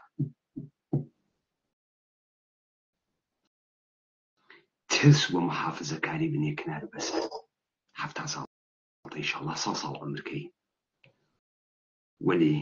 10 ساڵ قارەمانانە زندگیکە 10 ساڵ بۆ کەی هەڵەگرت دەگە. من ئەزانم تۆ سنووقچەی ئەسراری دیارە بە قسەکەدا. ترست دەرونی بووگە لە ئاڵای شۆڕشە. ئەم ترسە فڕەدە.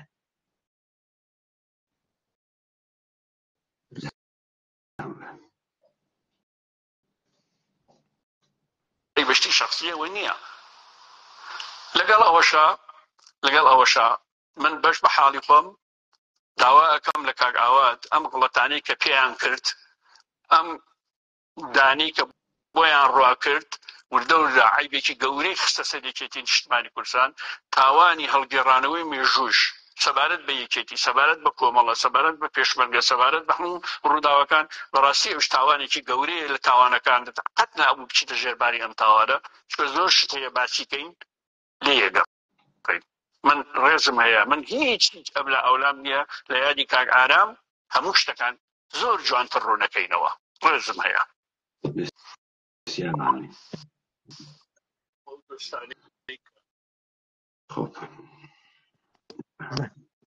پێیان کرد.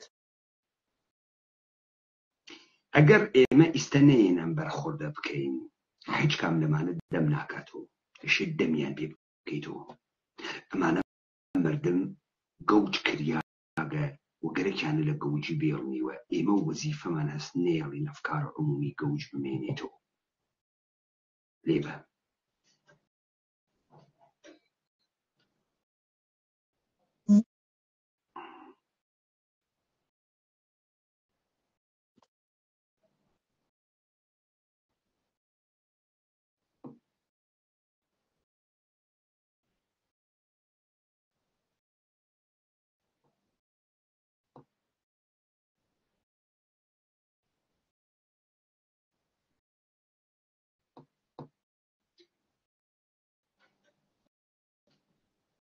بە دەماچەیەکەوە دەماچەیەکمان نایە لەو کاتێک کە ئەمان تەقە لە محافزەکەن پۆلیسی سیارەکەی دواوە ئەم ئەگەر هەر بە ئاسمانیشە تەقە بکات بۆ ئەوەی مەشغوڵێتە دروست کات نەزان دەچۆ وا بدان لە مولایەکەوت تەقیان لێ یەکرێ ئیشارەتی بەلا بەختیارەکان کە برادەرەکەی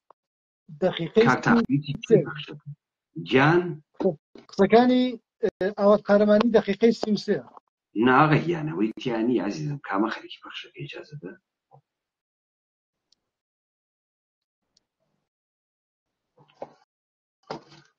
من وا لە مۆبایلەکەی چرما جنابە دوو فایلە بوو من هەنارگە فایلە دوومی بەخشەکە لە ئاوات قارەمان ئەمە ئەوە نییە ماڵ هەڵقە نییە ئەوە ببەخشە فایلە یەکەمی پەخشکە فایلە یەکەم نە دووەم فایلە یەکەم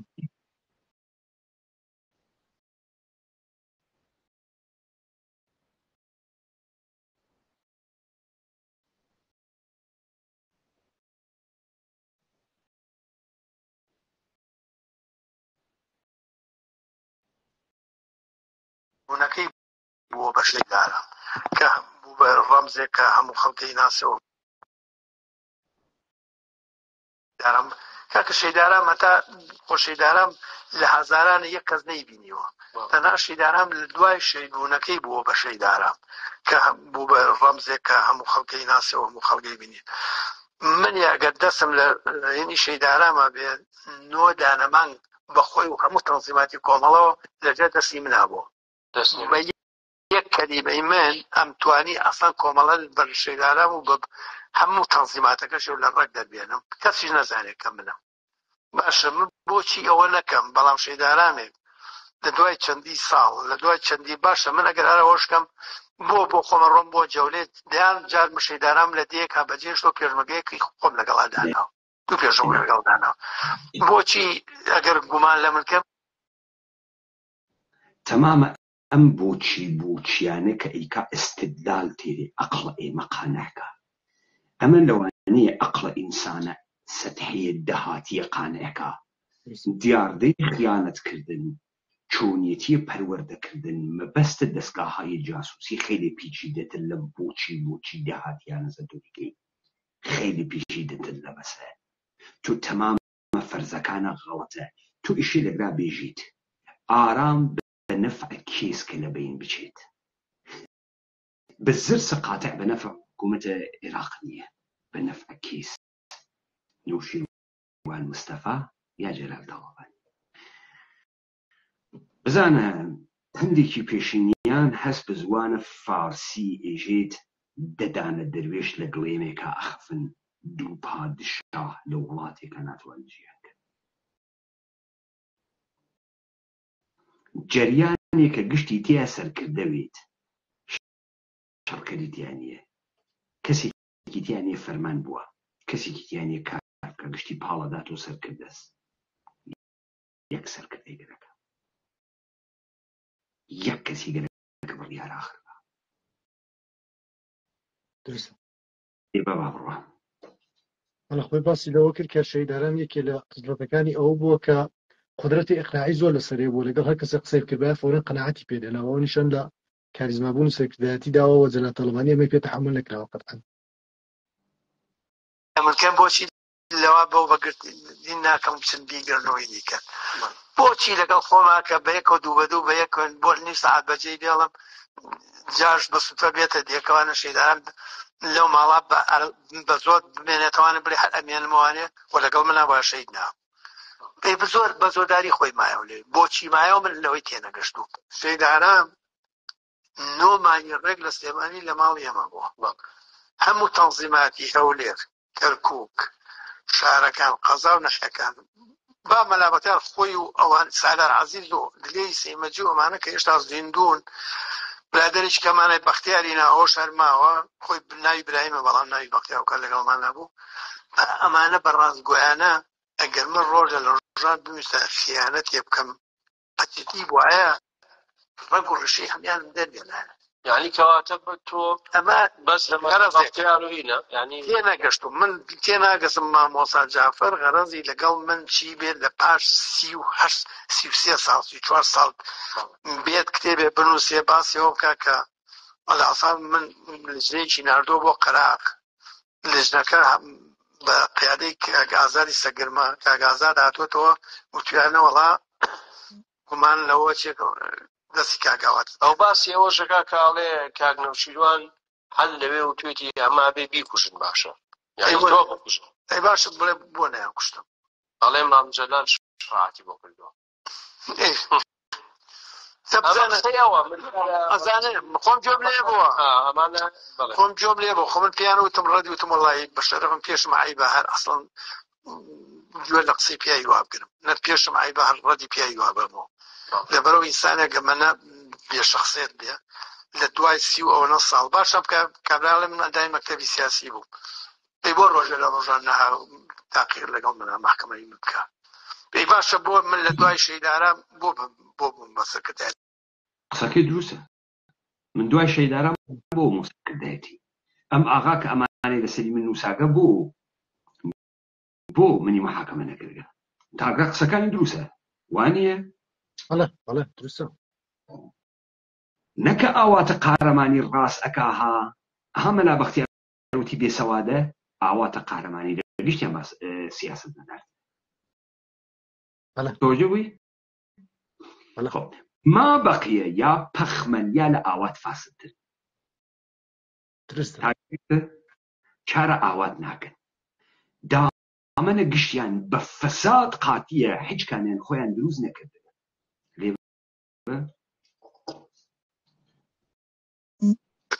داتی کۆمەڵە باش بەجددیمە تۆ ماقولە پیاوێک گومانی لێ بکەی قیادەی حیزبەکە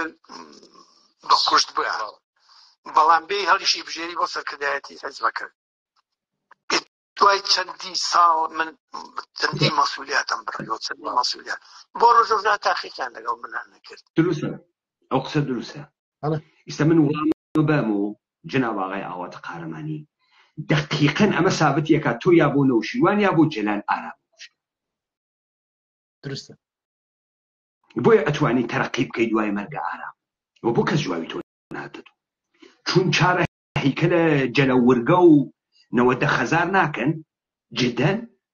ئالەگا حقیقەت مهمە وانە جواو ئەو سوعاتەوە نایبن وا مەلا بەختیار ناوێری بیداتەوە ئاژ مەلا بەختیار سیاگە ئەترسێ محافزەکارە خۆیشی ئیستە تاوانبارە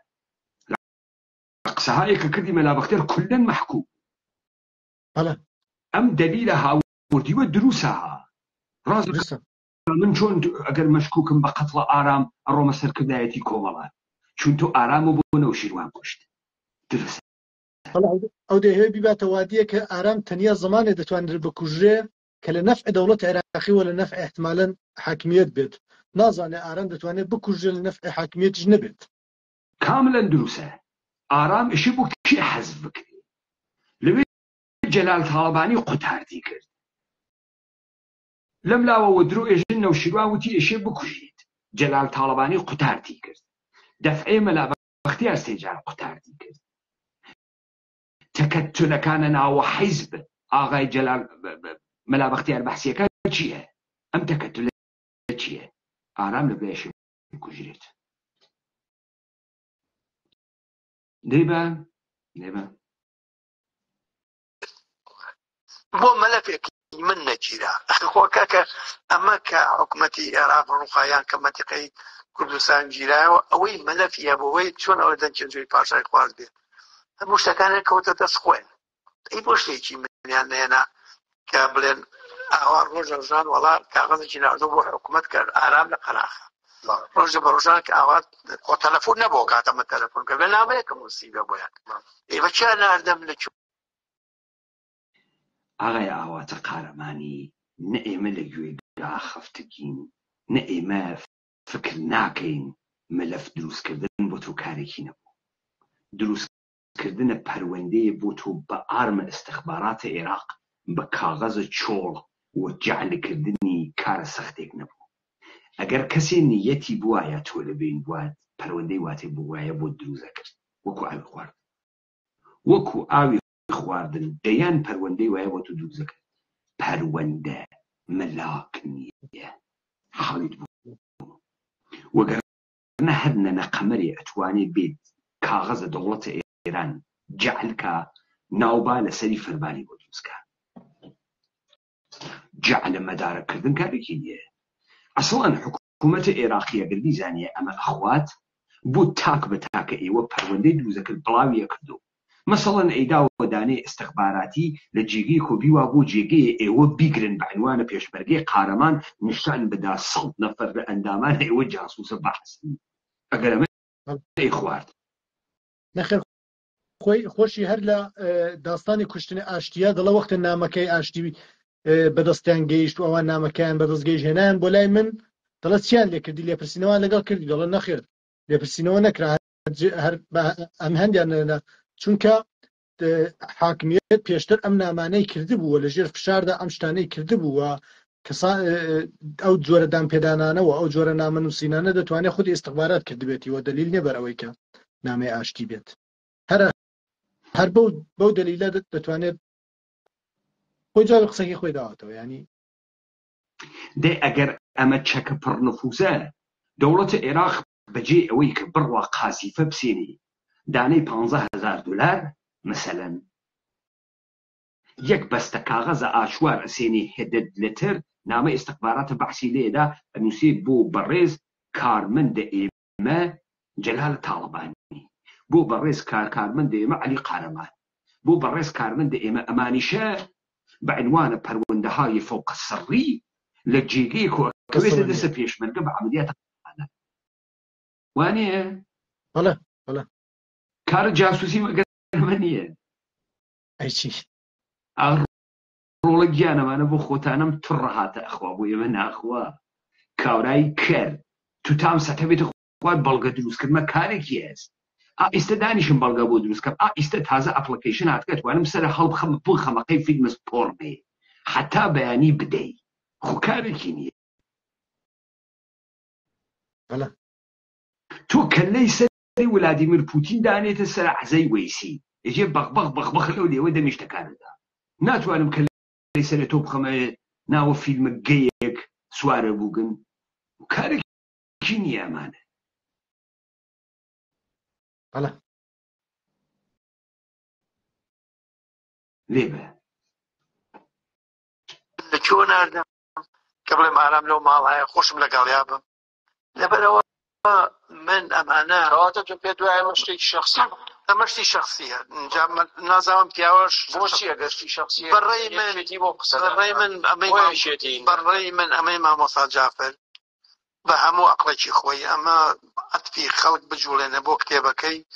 کە گوایە ئەم زۆر دڵسۆزی شەیداران بۆ کە من پێ دەڵم خۆ شەیداران باشە شەیدارەمی جارێ لە قەراق بەلای لەگەڵ من بینی عاتفی خەڵک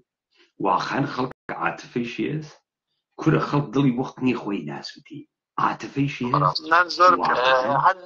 مامۆستا جعفەر و ڕەنگە خەڵکی تریش باسی ئەوەکەن کە مەسەلەن پێشمەرگەیەک بە ناوی ئاشتی کە لەگەڵ تۆیان بووە و گویراوە لێبە کاکەجان لێبە ماگی کاکتەتا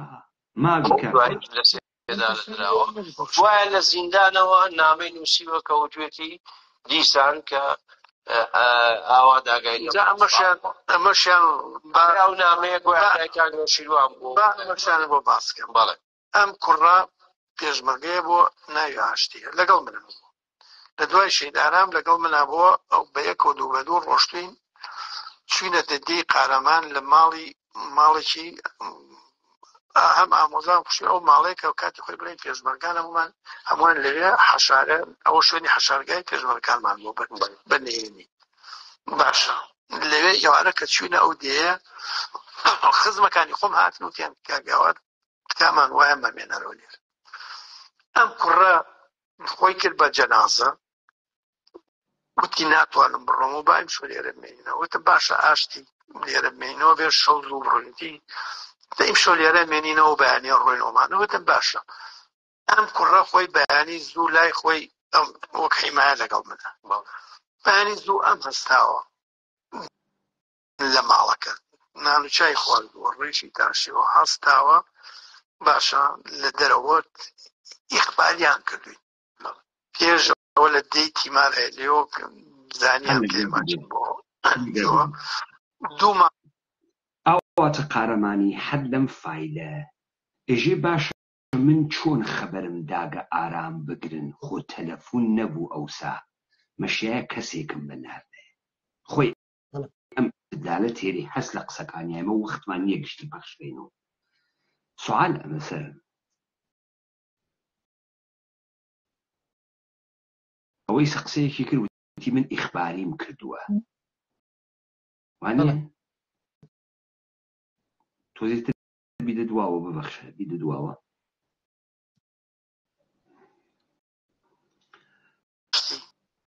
لێرە بمێنینەوە بێ شەوز و بڕۆنیتی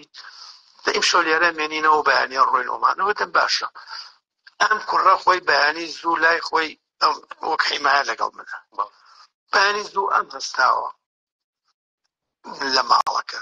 نانوچای خواردووە ڕێژی تاشیەوە هەستاوە باشە لە دەرەوەت ئیخباریان کردوین پێشەوە لە دەی تیمار هێلیۆ ئیستا سوال تو خۆت وتت تەلەفۆنی نییە ئێشێ نەفەر بەهەنێرن کی ئیخباریتانی کردە وە دەم و دەسە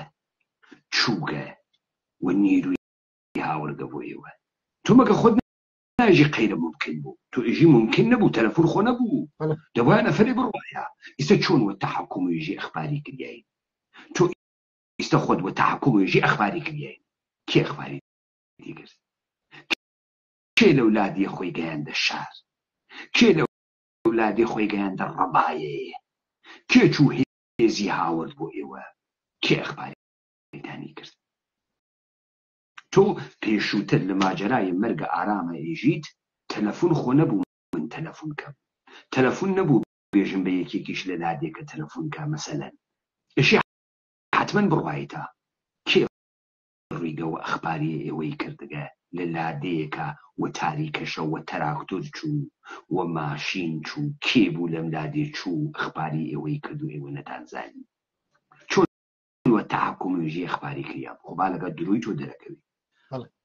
دروي تو عطف على قصهاي قبليت لقرا دركوي ماجراي اخباري كردنا تو تحكمي جيتي نشان ادا داستاني كحلي اوسي دروس اوكي يسلي بابا ولا كيف مثلا راي بقرن صب كان شو كمان تصوير يوم نماو كلنا تصوير نماو دائما نعم تصوير ما قلنا دي زور باش زاني كي ماشين بو جو دوو ماڵیان دەستنیشان کردبوو کە من دەچم لە قارەمانی ئەو ماڵی خوشک مامۆزاکانمە ماڵێکیشە ماڵێکی خزمە ئەو دوو ماڵیان پیانەتون کە بۆ ئەو لەو دوو ماڵێکی جیانە ئەوان خۆی ئیخوانەکە بۆ من بوو نەک بۆ ئەو پاشا شوێنێتەوە بەیانی وەختێک من دیسانەوە قسەکە درۆ لاودرات ئیخبارەکە بۆ من بوو تۆ ئەم سەرچاوە کە ئەم خەبەرێ بۆ تۆ هاوڕگە کێ بوو يعني يا وايت مال عموزاكة أو يا وايت مال خوشكة أو إخبارك بو من وقلنا بو وتداك أما خبرك كيف تون تو در مورد أميانة إخبار هز در مورد آرام نيسا كيف تو خبر تيري بو بتو يجي إخباري كرياكن وتو خليكي بتحكم وقسي واقي لكاتك خد إعلامك تلفون نبو شون بتحكم ويجي إخباريان كد ودي تلز خبرك إيش زانت وردكاري خبرك إيش زانت وتكان يا ولا مال عموزاكيا ولا مرقوشكيا حاتقن خاصة بومن ولا برا تادين ديبا تشغوارين قرتك دي من خوتبو سني خاون مالك كوري جني عموزاك ما هر راي وشان بەگریان وتم چی بۆ وتی چیەکەی جاش چواردەوری گرتوون منیش کە ئاواز سەرم بەرز کردەوانە سێرم کرد ئاشتیم بینی دوسێ جاش بەدەست دوسێ جاشەوە بوو سەربانەکە سێرم کرد ئەمە سەربانەکەش هەمووی جاش بوو من لە ژوورێکا بووم ئەو کاتە شوێنێکمان هەبوو کاتی خۆی مەلابەختیارەی زانی دروستمان کردبوو لەوێ منیش ناچوومە دەرەوە چوومە ئەو شوێنە هەتا جاشەکان چوونە خوار و لایەنەکان لەکوێوە لە دەرگای ترەوە شوویە ئەو خانووە دەرگای هەبووە ناو گەوڕی حەیوان لە ناو گەوڕەکانەوە ئێمە شوێنێکمان کردبوو مەخبە لە گەوڕەکە و کوونەکرا بۆ ناو ئەو شوێنە بۆ ژوورەکە و داپۆشرایەوە نابینەرا بشتی دامی گەڕێن نەدەزانی من بەس من و مەلابەختیانەمان زانی باشە من چوومەوێت تا دەوری 20 دقەیە دوایەوە لەوە ترسام وتم ئاشتی لەوانەیە احترافکە بڵێن ئەویشم لەگەڵا بوو لە دوای خانۆکە کونی تیا بوو خانۆکە ئەو خانۆی کە ئێمەی تیاوین دەرەوەی دیەکەیە لەو کولەوە من دەرچووم ڕۆشتم کە ڕۆشتم ئاشتیان کە بردووە لیان پرسیەوە من ئەوەی کە بۆیان باس کردم وتویانە کۆ ئاواتە لەگەڵا بوو تبی ئەو شەو ڕۆشتوە وتویان ڕۆشتوە وتوی نازانم منی لێرە بەجێ وڵات درۆوەکەی ئیستە تۆ لەگرا ئەو کاوراوە گیریاگە کردە قارەمان بۆ پێیان وتی لێیان پرسیگە نایژی کێ پێتی وت تۆ ئەم سەرچاوەی قودرەتمەندە لە ناو عەسکەرە عێراقت لەکوێ بوو ئەم گشتە خەبەریانە لەسەر ئەم ڕووداوە بە تۆدا ئیستە گشتی خەڵکی پێی خۆشە چون تۆ ئەو کەسەی وا گیریاگەیکەی تۆ قارەمان وەڵا قسەی لەسرم نەکرد منی نەداوە دەسۆ خوێڕی ئەگەر تووشی داوێت و دەسۆ تو خۆت ئەمتە خەبەرداگە و تەحویل لێداگە تەبیعەتەن نایەن تۆ بگرن ئەو حتا بەیانی هاواری کردووی ئاوات عەلی دابێت دەرو ئەوان تۆ ناگرن لەگرا ئەو سەرچاوەی تۆ مەوجود نییە ئێمە بڕۆین بیدێنە بەرە پرسیار سەرچاوەکەی تۆ کێس ئەم قساناکان تۆ پێدوانەوێ ئێمە ئەخەڵەتێن فکرەکەی ئەو کاورای کوژیاکتە کردە قارەمان بۆمان ها ئەوەی کە ئەو ئێعترافی کردوێت تۆ نەگیریاوی دلیلی وەسە تۆ هاوکاری کردگە دلیلی ئەوە نییە ئەو ئێعترافی لەسەر تۆ نەکردگە چون تۆ نەگیریاگی پس ئەو ئێعترافی نەکردگە ئیستا ئەویش ئەەکەیتە قارەمان خەڵکیش حەزی پێیەکە واقعیەتە قسەکەی تۆش دەرەکەوێ کە تۆ بۆ نەگیریاگی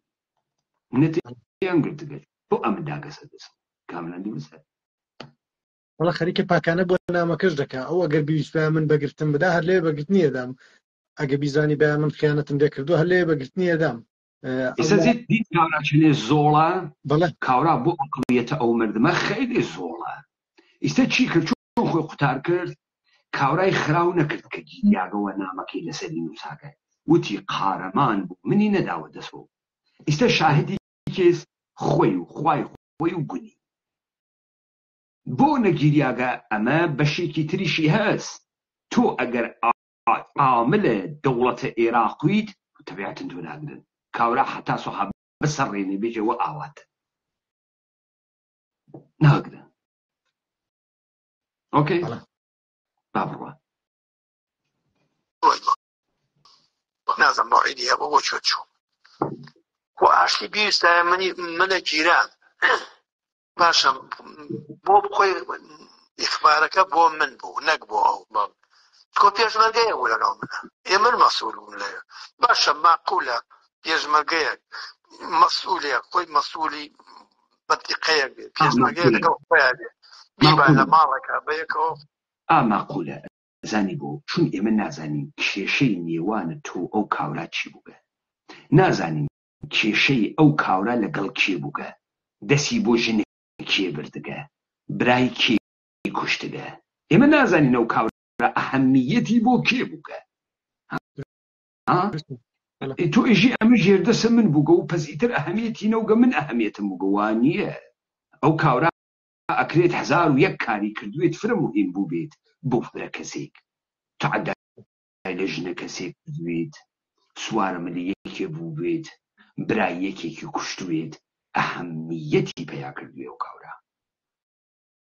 ئێمە ئەوە نازانین قسەی مفت مەکە ئەو استدلالتە باتڵە ئەو کاورا ئەهەمیەتێکی بووگە تۆ جگێت کردگە سەو لە ناوە ئەو خەڵکە هاوردکتەوە تەحویل لێداگە دلیلێکی بووگە ئەو دلیلێشێ دەرکەویت ئیستا چون کاورا کوژیاگە کەس دلیلەکان نایژێت ئیتر سوارە ژنە کەسێک بووێت پوڵە کەسێکی بردوێت باوکە کەسێکی کوشتوێت نایژێت خۆ جاشێکی کوشتوێ معلوم نییە وەلی ئەو کاورا ئەهەمیەتێکی بووگە تو ئەم کاوراتە جەبان و ترسەزاوەڕ کرد وتە چەوت کەسی ناتوانم وەی ناوسکم بڕیا و بەخوا گەرەکمە دانیشم و بەخوا پێم ناکرێ و بابێ حەمامێکی بکەم و ڕشێکی بتاشم و وانە بوو کاورا و سەخیف کرد کە خۆی ویستی بمێنێتەوە تۆ نەدویست تۆ لە هەرچی جێگا هەست تۆ ناتەوێت ئەوەی بەرامبەر ئەی هەوێت ڕەهبەرەکەت ئەی هەوێت ژێردەسەکەت ئەی هەوێت و تۆ لە هەرتێک حاڵەتا تەسلیمەوی بەخواستە ئەوان کاوراوتی ناتوانم میلە ئەسڵحەم لێ ئاوڵەم و گۆ خوار ناتوانی شۆخی خۆنیە خۆ من نادەم و کوشت مخاترێ وەی تۆ ناتوانی کۆڕەقیز ناتوانی پێشمەرگایەتی بۆ هاتکی یعنی چی ناتوانم ئەمە گشتی باتڵ بزانە ئەمانە ئەقڵە بەردەمە ئێمان سەخیف کردەوە ئەندازی شوان و گاوانی خەریکن تەکمانە قسەکەن وی تو خواهم داولی وت کەسی ناتوانم گووە خوا وت کەسی ناتوانم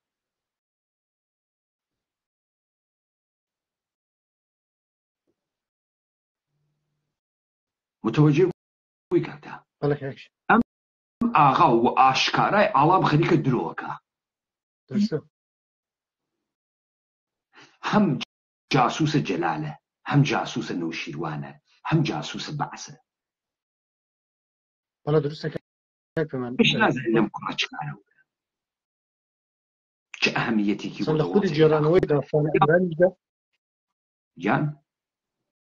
بۆخشە دەنگیەوە یەک لەسەر قەتع بوو لەلای من وابزانێ قسە ناکە. فەرموو عەرزم کردی لە خودی جێرانەوەی داستانێ کوشتنێ ئارامیشە درۆیەکی یەکجار گەورە دەکات کاک پێمان کە پێم وانێ شۆ تازە مەجال لە بچینە سەری، بەڵام لەوێشدا بە ئاشکرا دەرەکەوێکی خەریکە درۆ دەکات، ینی زۆر حاشا هەڵنەگر. جایسە لێ بە درۆکانی تری گوێبە درۆ ئەکا بینی لە بەگرتبە خۆشی لەگەڵی بێ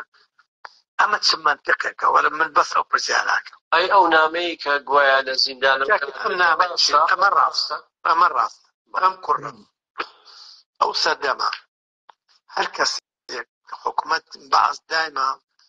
محاولەی زۆر شتێک جاری وا بوو خەڵکی بیدعیان بڵاوە کردەوەیان و پڵان کەس کە ئازانی ئەوە بە تایبەت ئەو کەسانەی کە دیار بوون و لە مەتیقەکانە نەشادیانیان و عەلاقەی بە خۆمانەوەی بڵاویان لەکردەوە. من ئەوەی تەوەقوع ئەکەم ئەم کوڕە لە زیندانە زەختیان ئەیگنا ئەو کاتەی توانی من بەگرت با لەگەڵ خۆیان ئەیتوانی من قەنەعاتم وایە لەژێر تەعزیبوانە قەنەعاتیان پێکرۆ کە بڕڵایەکەن ئەگەر شتەیە بۆ من دروستکە. باشە نامەیەک نووسیوە ڕاستە ئەمە نامەکان هێنا بۆ خۆ نامەکە ئەو کەسەی کە ئەوەی کاڵێت تاقیق لەژنەی تاقیقی ئەم کاگازادە و برادێکی کێ شێرکۆ لەگەڵ کاگنەوشیروان ئەمانە نامەکان مامجێلایش کاتە لە کاتی هەکاری بوون نامەکان بۆیە ناوتیان ئاشتی ئەم نامەیە نووسیوە لە سجنەوە خۆت سەیریک چیتیانەشیوە نووسیوێتی ئەڵێ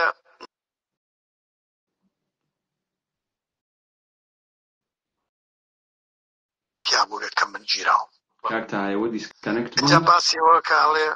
جانتایەکی ڕەشنی کاگاران بووە هاتۆ ئاغاگیان هاتۆ دێبە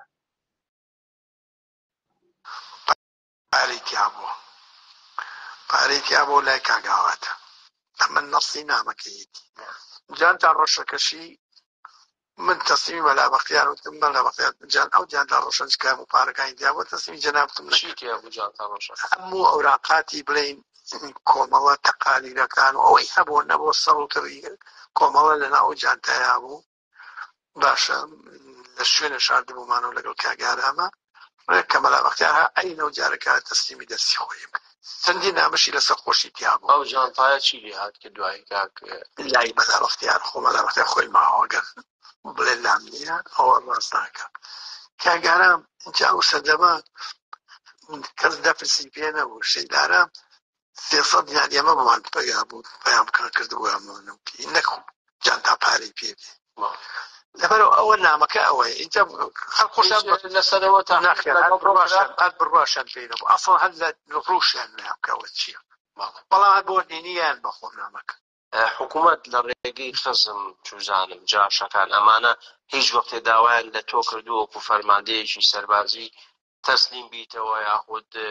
تەماحب خەنە بەرشتیوە هەبوو کە یاسینوان گیرا کە ئەوان احترافیان لەسەر من کرد کە من مەسئولیانم من غیابیان حکمی ئەعدامەیە لە عێراقا بە غیابیان من حکمی ئەعدامراوە من کە لە دەرەوە بووم پێشمەگەیەکەم لا بۆ ئەبەسووری ناوە خەڵکی دیت نەزەیتەوە خەلەدا فێویش چوو تەسلیم بووە ماوەیەکی پێ چوو سێنم کە ڕۆژێکیان هاتبوو وەلا مەسەرەتا منیش وتم ئەبە چۆن هاتوویتە توانێ وتی وەڵای یان دێشتەی وەرە با پێ بدەم بۆ هاتوو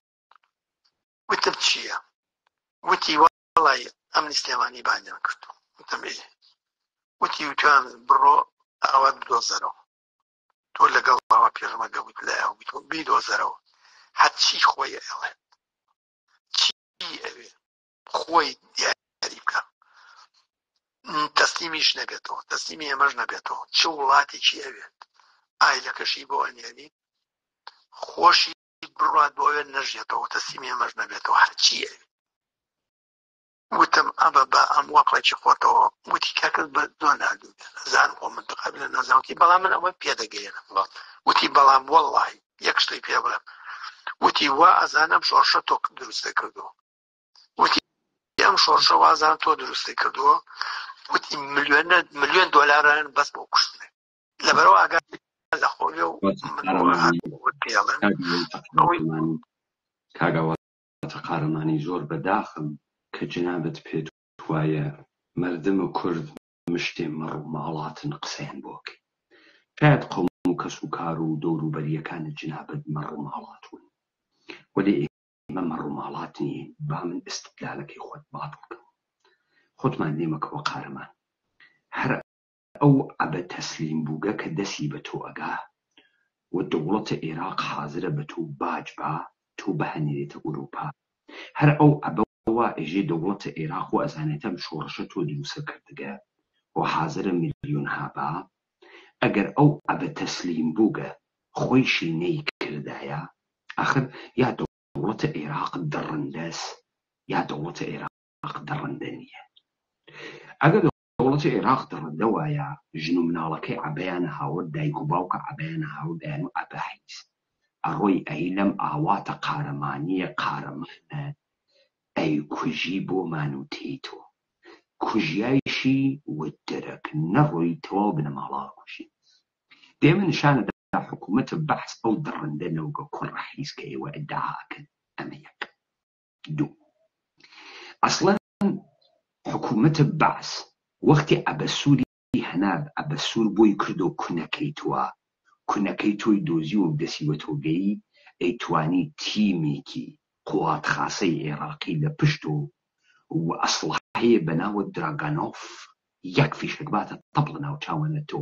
قارەمانە شۆڕش دروستکەرە ملیۆن دۆلاری خەرجە نەکردایە من و 2000 دۆلار تۆمەگرت تۆ ئەمەی تۆ وتە ئەقڵا هیچ کەرێ نایگرێت بزان ڕۆڵگیان فەرقەکە چ کەرەکە بۆیتە لای بارەکە چ بارەکە بۆیتە لای کەرەکە بارەکە بۆیتە لای کەرەکە ئەپڕۆکەی کاورای کەر کەرەکە بۆیتە لای بارەکە ئاغای ئاواتە قارەمانی پێتوان نەبێ ئێمە وەکو دەوروبەریەکان و هاوا حیزبیەکانە کەری ڕۆڵگیان تۆ ئەو قارەمانە نیت بۆیشنی فوەکەیت بنە قولەخوەت ئەبە سوورە تەسلیمی چۆن تۆ ئەدۆزێتەوە تەسلیمی چۆن تۆ ئەدۆزێتەوە چۆن تۆ ئەدۆزێتەوە تۆ ناکوژێت کە حیزب بەعس ئەوە نەبووی مهم بووگەتەوە لەم شۆڕشە دەرکا قارەمان چۆن متۆدگە لە جۆرا و جۆری بەکار نەوەرگە بابا ئێوە مشتی داستانە ئەحمەقانە بۆ خۆتان تعریفەکەن و مشتێک گەڵگەڵپنە گەعدەیە شەوانە و تەزویح ناوە گەڵ بۆ خاتری وی دەستنەوەن بۆ بوونیان تەزویحی شۆڕەگرنە دەستیان و بوون نەخورێنن دائنیشی تعریفیەکەی وا ئەقلیان و ئەندازەی ئەقڵە کاوەڕێ وا کە لەو پاچەکەی خۆن نیەم کەر باوکانە ئەم قسانە بۆ ئێمەکەی دافێترا تۆ سەر تاپای داستانەکان ساختەز لە حەدە قەوم و خێش و هاوا حیزبیەکان ئەمە دانەی داوەناوی دەمتایی و تۆ کەرەنەوەکی کەرەکردنەکەی ڕۆڵە تۆ ئێمە وەچی فەرز کردگەم قسانە بۆ ئێمە ئەمە کێ ئەمە تۆ واقعان ئەڵێ تای ڕەحمانی من باگەکانە قسەی ماغامە دەرخست ئەوەی من وتم گرتی واقعان تۆ گرتی بەڵێ کاکەمان ئەو قسانە وەکو جەناب فەرموو لە حەدی دەوروبەرەکانی خۆیدایەوە واقعان عەقڵێکی یاگاوە قبوڵ ناکات ئەم تڕەهاتە منداڵانەیە هەر شایانی خۆیان ئەوە لە حەدی خۆیاندا دەتوانێت مانای هەبێ لە حەدی دەوروبەرەکانیان و بزم کەسی خۆی لەناو یەکێتیە تەکەتۆل یەکێتیە فەساد یەکێتیە درۆ یەکێتیە پینە و پەڕۆ ئەگینا نەخێر لەم قسانە لە ئێمە نایخواوە مشتێ درۆزنە جاسووسە بێ ئەقڵە بێ دایک و باوک گشتیان بۆ یەکتری تەئید دەکەن قارەمان ئێمەش ناچارین قبوڵیکەین چون شتێکی ترمان نییە بێژێرەمان ئەگەر قبوڵیکەین ئێمە مشتێک گەواد و بێشەرەف و کوڕەخەر و نەفەهم تەبدیل بووبن و قارەمانان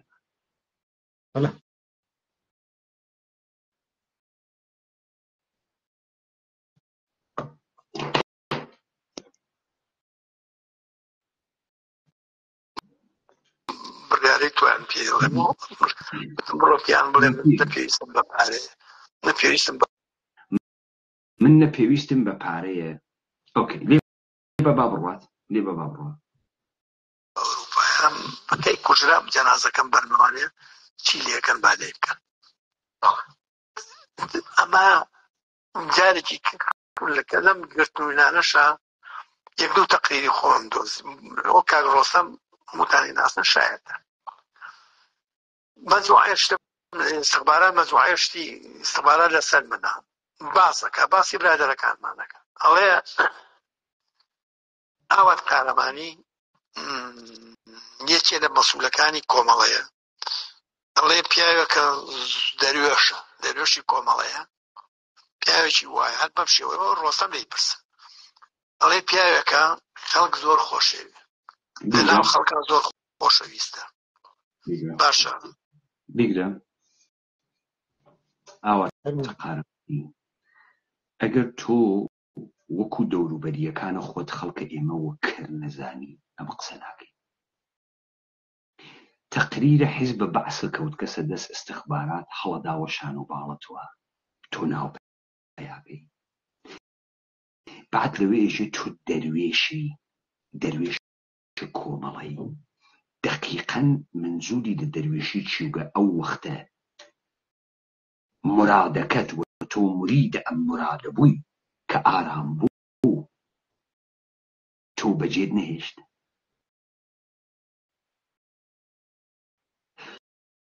ڕۆڵ تۆزانی دەروێشیانێکی دەروێشانە بوو بێرم هەر ئەو مەولودە حەمەی مەولودیە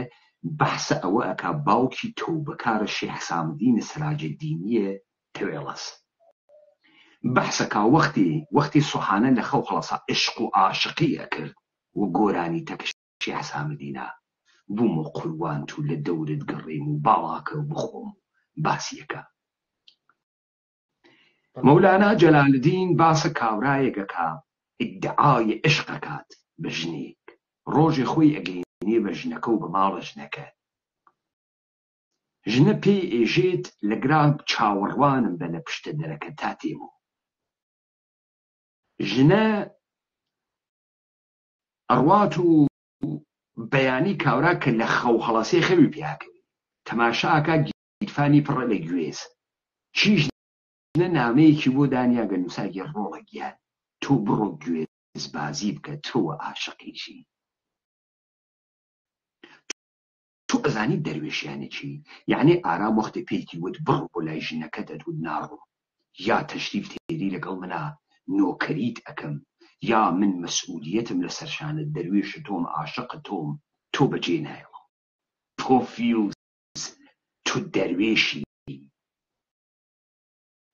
واقعان کوڕەخر ئەمانە خود استخبارات بۆچی نووسابووی بڕاستی ئینسان دەروێشێکە وحی چێ ناگیرێ و لە تێنانە ڕقە و فرەوا لەسەر و خەڵک خۆشیانەوێ خەڵک بۆچی خۆشتیان دەویست بۆی کە هەرامە داوە و گشت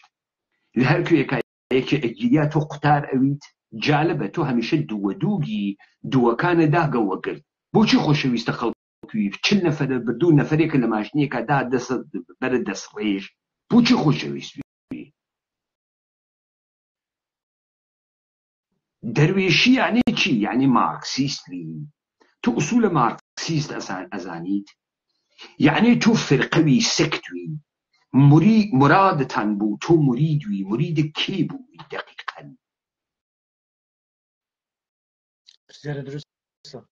ئەگە مرید ئارام بووی دەبوو ئێستا پێێتەوە دیار بێ ئەو مرید و مرادیە دڵگەنیگەکانە ئەقلیمە وا فکرەکەی جامانەی حیز بووەسی تۆ دەورە قمتە و قەبرێک دروستکەی و تەکیە دابنی بێژی ئەوە تەکی شەخ فڵانە کەسەقی بۆ پانکەینەوە خوێڕی کوڕە گەوات ئەمە فقط لە لای ئێوە واسە لە هیچ کوێتر دنیا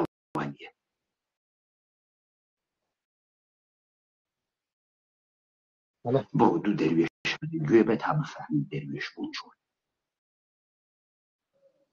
ئەلبەتە لە ئیدامەدا تەوزیح دەدا کە دەروێش بوونە مەنزوری چییەوە پێما هەر دەخواتەوە بۆ کارێک کە دەیەوێت بە ئارامەوەی بچەسپێنێ لێرەدا دەڵێ کە ئاوات قەرمانی نەپارە کاری تیاکە و نەژن گویا وایان کتەوە جازە بدەن بەڵام ئەڵێ دەروێشی کۆمەڵەیە دەروێشێکی مخلیس ئەڵێ نەپرژن تاسیری تێکات نەپارە تاسیریکە واجی لێبێنە هیچ تاسیرێکی تێ ناکەومان باشە حاکم کاتمۆل دوای ڕاپەڕی ئەی کوڕە حیز مەقام و مەنسەب چی تاسیری تێ ناکە ئەی شۆرەت و ناوبانگ چی تاسیر تێ ناکە تۆ هەر لە خۆت و بووی تۆ ئاواتە قارەمان معلوم نییە چۆن قارەمان دێکەتان قارەمانە دێکەتان کامە قارەمانێتی کردە ئێوە بە چێژن قارەمان تۆ هەر لە خۆت و لە خۆت و بووی تۆ ئاواتە قارەمانی چۆن تۆ هیچێ ترستێ تەسیر ناکە بابا خۆ هەر گان و نان نییە ترسە خەوفە ڕجاز 1001 شتی ترە چۆن ئەوانە تۆ تاسیر ناکە تو دەروێشیەکەیش نازانی دەروێش کۆمەڵە چیە دەقیقەن چییە ئەعزای سەرکردایەتیە ئەساسنامە چییە کۆمەڵەت خولاسە ئەوێ تۆ لە هەیکەل ڕەهبەرە کۆمەڵە ئۆکەی چۆن تۆ هەیکەل ڕەهبەرە کۆمەڵەت نەپارێز چۆن دوای هەیکەل ڕەهبەرە کۆمەڵەت توانیت بە خۆت بێژی پیاک چۆن توانیت بە دیارە جنازەی ڕەهبەر تۆ نەچی یا تۆڵە نەکەی تۆ یا خۆتە نەکوشت بەسەر جنازەکەی وە کوڕە حەیز بابا ئێوە هەرچی شتە لە ئەقلیمە کوردستانەوە کەسافەت کێشاندەکتان کەسافەتی بۆ گەن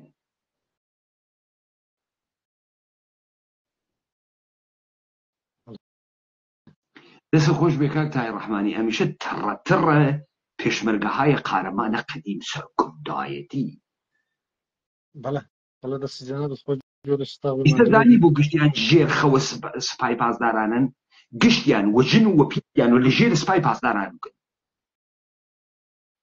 بەڵێ ئەمە ئێترافی خۆشیان هەڵبەتە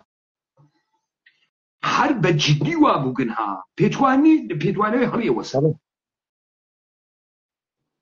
نەخێر ئێترافی خوانە خوان هەژای لێ ناکەن بۆ ئفتخارە بۆ افتخارە بۆ بە فەخرەوە باسی یەکەن بە فەخرەوە ئەم شەم تاریخە و ئەم ارتباطاتان و ئەم بە قەولی جەناب ژێرخەویان باسەکەنەوەی ژێرنەوە و هەر لە جەلال تاڵبانیەوە بگرێتان و شیروان تا هەمەی حاجی مەحموود تا ئەمە باشە ڕەحمانی ئەگەر ئەمە ئیقلیمی کوردستانە و پڕە لە دەستگاهە زانیاری و مەراکزە تینگ تۆنک و ڕۆژنامەی حیز چۆن ئەمانە نەخت ناکرێنەوە مەگەمە بۆ ئەفکارە عمومی بەحس ناکرێن ئەم گشتە بەرنامە ساز و بەرنامە گێڕ و کارەبامان نییە و گۆرانیە بێژە و ئەمانیانە هەست چۆن ئەم بەرنامانە نەخت ناکەنەوە کورد بابەگیان ئەمانە جۆکە سیاسین جۆکن بەڵێ کاملەن دروستە ئەمانە بەرنامەیە سیاسی نییە تەحلیلە تاریخ نییە ژێڕانەوەی تاریخ نییە ئەمە هیچ نییە جگە لە ئەفلام کارتونە دیگە بەڵێ مشک و پشیلەکە دیگە تاموجری بەڵێ زۆر ها سەگەکە پەلاماری پشیلەکەدا پشیلەکە لە پڕێکە دارێکی بۆ فڕەدا سەگەکە لەسەر خوی ئەوەی کەشی بڕوە دارەکە بێری بۆ ساحێوەکەی هەڕاکە بە شوێنە دارەکە لە پڕێکا لە وەسەتە ڕێگە تەسویرێ لەسەری دروست ئەوێ عەکسی کەرێ دروست ئەوێ و احساسك ئەنووسێ جاک ئاس سەگەکەی ناگەهان پێی وایە پشیلەکە ئەمی وە کەرزانیگە تووڕەتر لە جاران هەڵگەڕێت و چۆن کەسێ بە دیارە و تەلەڤیزیۆنە دانیشێت و ئەم قسانەکەی عكس ئەو کەرە لەو ئەفلام فالتو کە کارتۆنە لە ڕاستەری دروست ناوێ بێژە کاکە بۆ ئێمە بکەزانانی تۆ چۆن بە جورەتەوە قسانەکەی بۆ ئێمە تۆ چۆن ئێمە ڕووی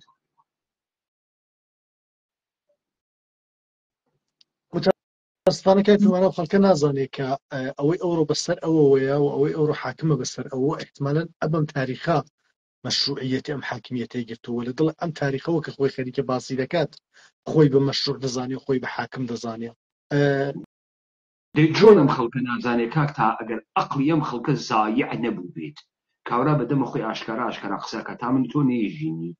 دەرناکەوێت کاورا چی بکە گشتیان بەڕێز و گشتیان من و گشتیان قارەمان و چۆن کاکە خۆ ئەمانە ئاشکارا قسانایەکەن ئەم خەڵکەی بیسی بەڵێ وڵا بێمنەتن کاملەن بێمنەتن و بێمنەتەکەشیان هەردەگەڕێتەوە بۆی کە ئەمانە لە پرۆسە و پرۆژەیە تەحمیقکردن ئەو جامعەیەدا کاملەن موفق بوون و تاکوێرە توانیویانە بیبەنە بەرەو تام دەخەش خەریکە بە قودرەتەوە دەیبەنە بەرەو بۆیان چۆتە بەرەوەی تر بۆیە ئەم کابرا بەبێ هیچ ترسێک لەسێ لە تەلەڤیزیۆن دەرەکەوێت و قسانە ئەکات گینا قسانە لە هەر جامعەیەکدا بکرێت حکمی مەرگە چ بۆ ئەم بۆ ئاغای مەلا بەختیار وە چ بۆ دیگەرانێک چ بۆ فازڵ میرانیەک کە زاهرەن یەکسەر ئیفازاتی کردووە لەم ڕۆژانەدا لەسەرەوەی کە ئەگەر قاسم سلێمانی بمایە هەرێمی کوردستان بەم ڕۆژانە نەدەگەی ئەوە حکوومەتی کوردستان بەم ڕۆژانە نەدەگەی ئێمە وەزعی ئەم جامعەیە و متاسفانە تا ئەم دەخیخێش بۆیان چۆتە بەرەوە دەست خۆش بکات دەستی جەنابەت خۆش وەگەرنا من پێم وایە درەنگە و بەشم شەویش بەسە وڵا لەوە زەحمەت سەرنێشین و زەحمەت نەبنەرە وڵا دەست خۆش بێنەوە وڵا عەرزێکنی و زۆر سپاس بۆ ماندووبوونتان و دەستخۆشی لێتان دەرەکەم سپاس بۆ یارانیش خۆش سپاس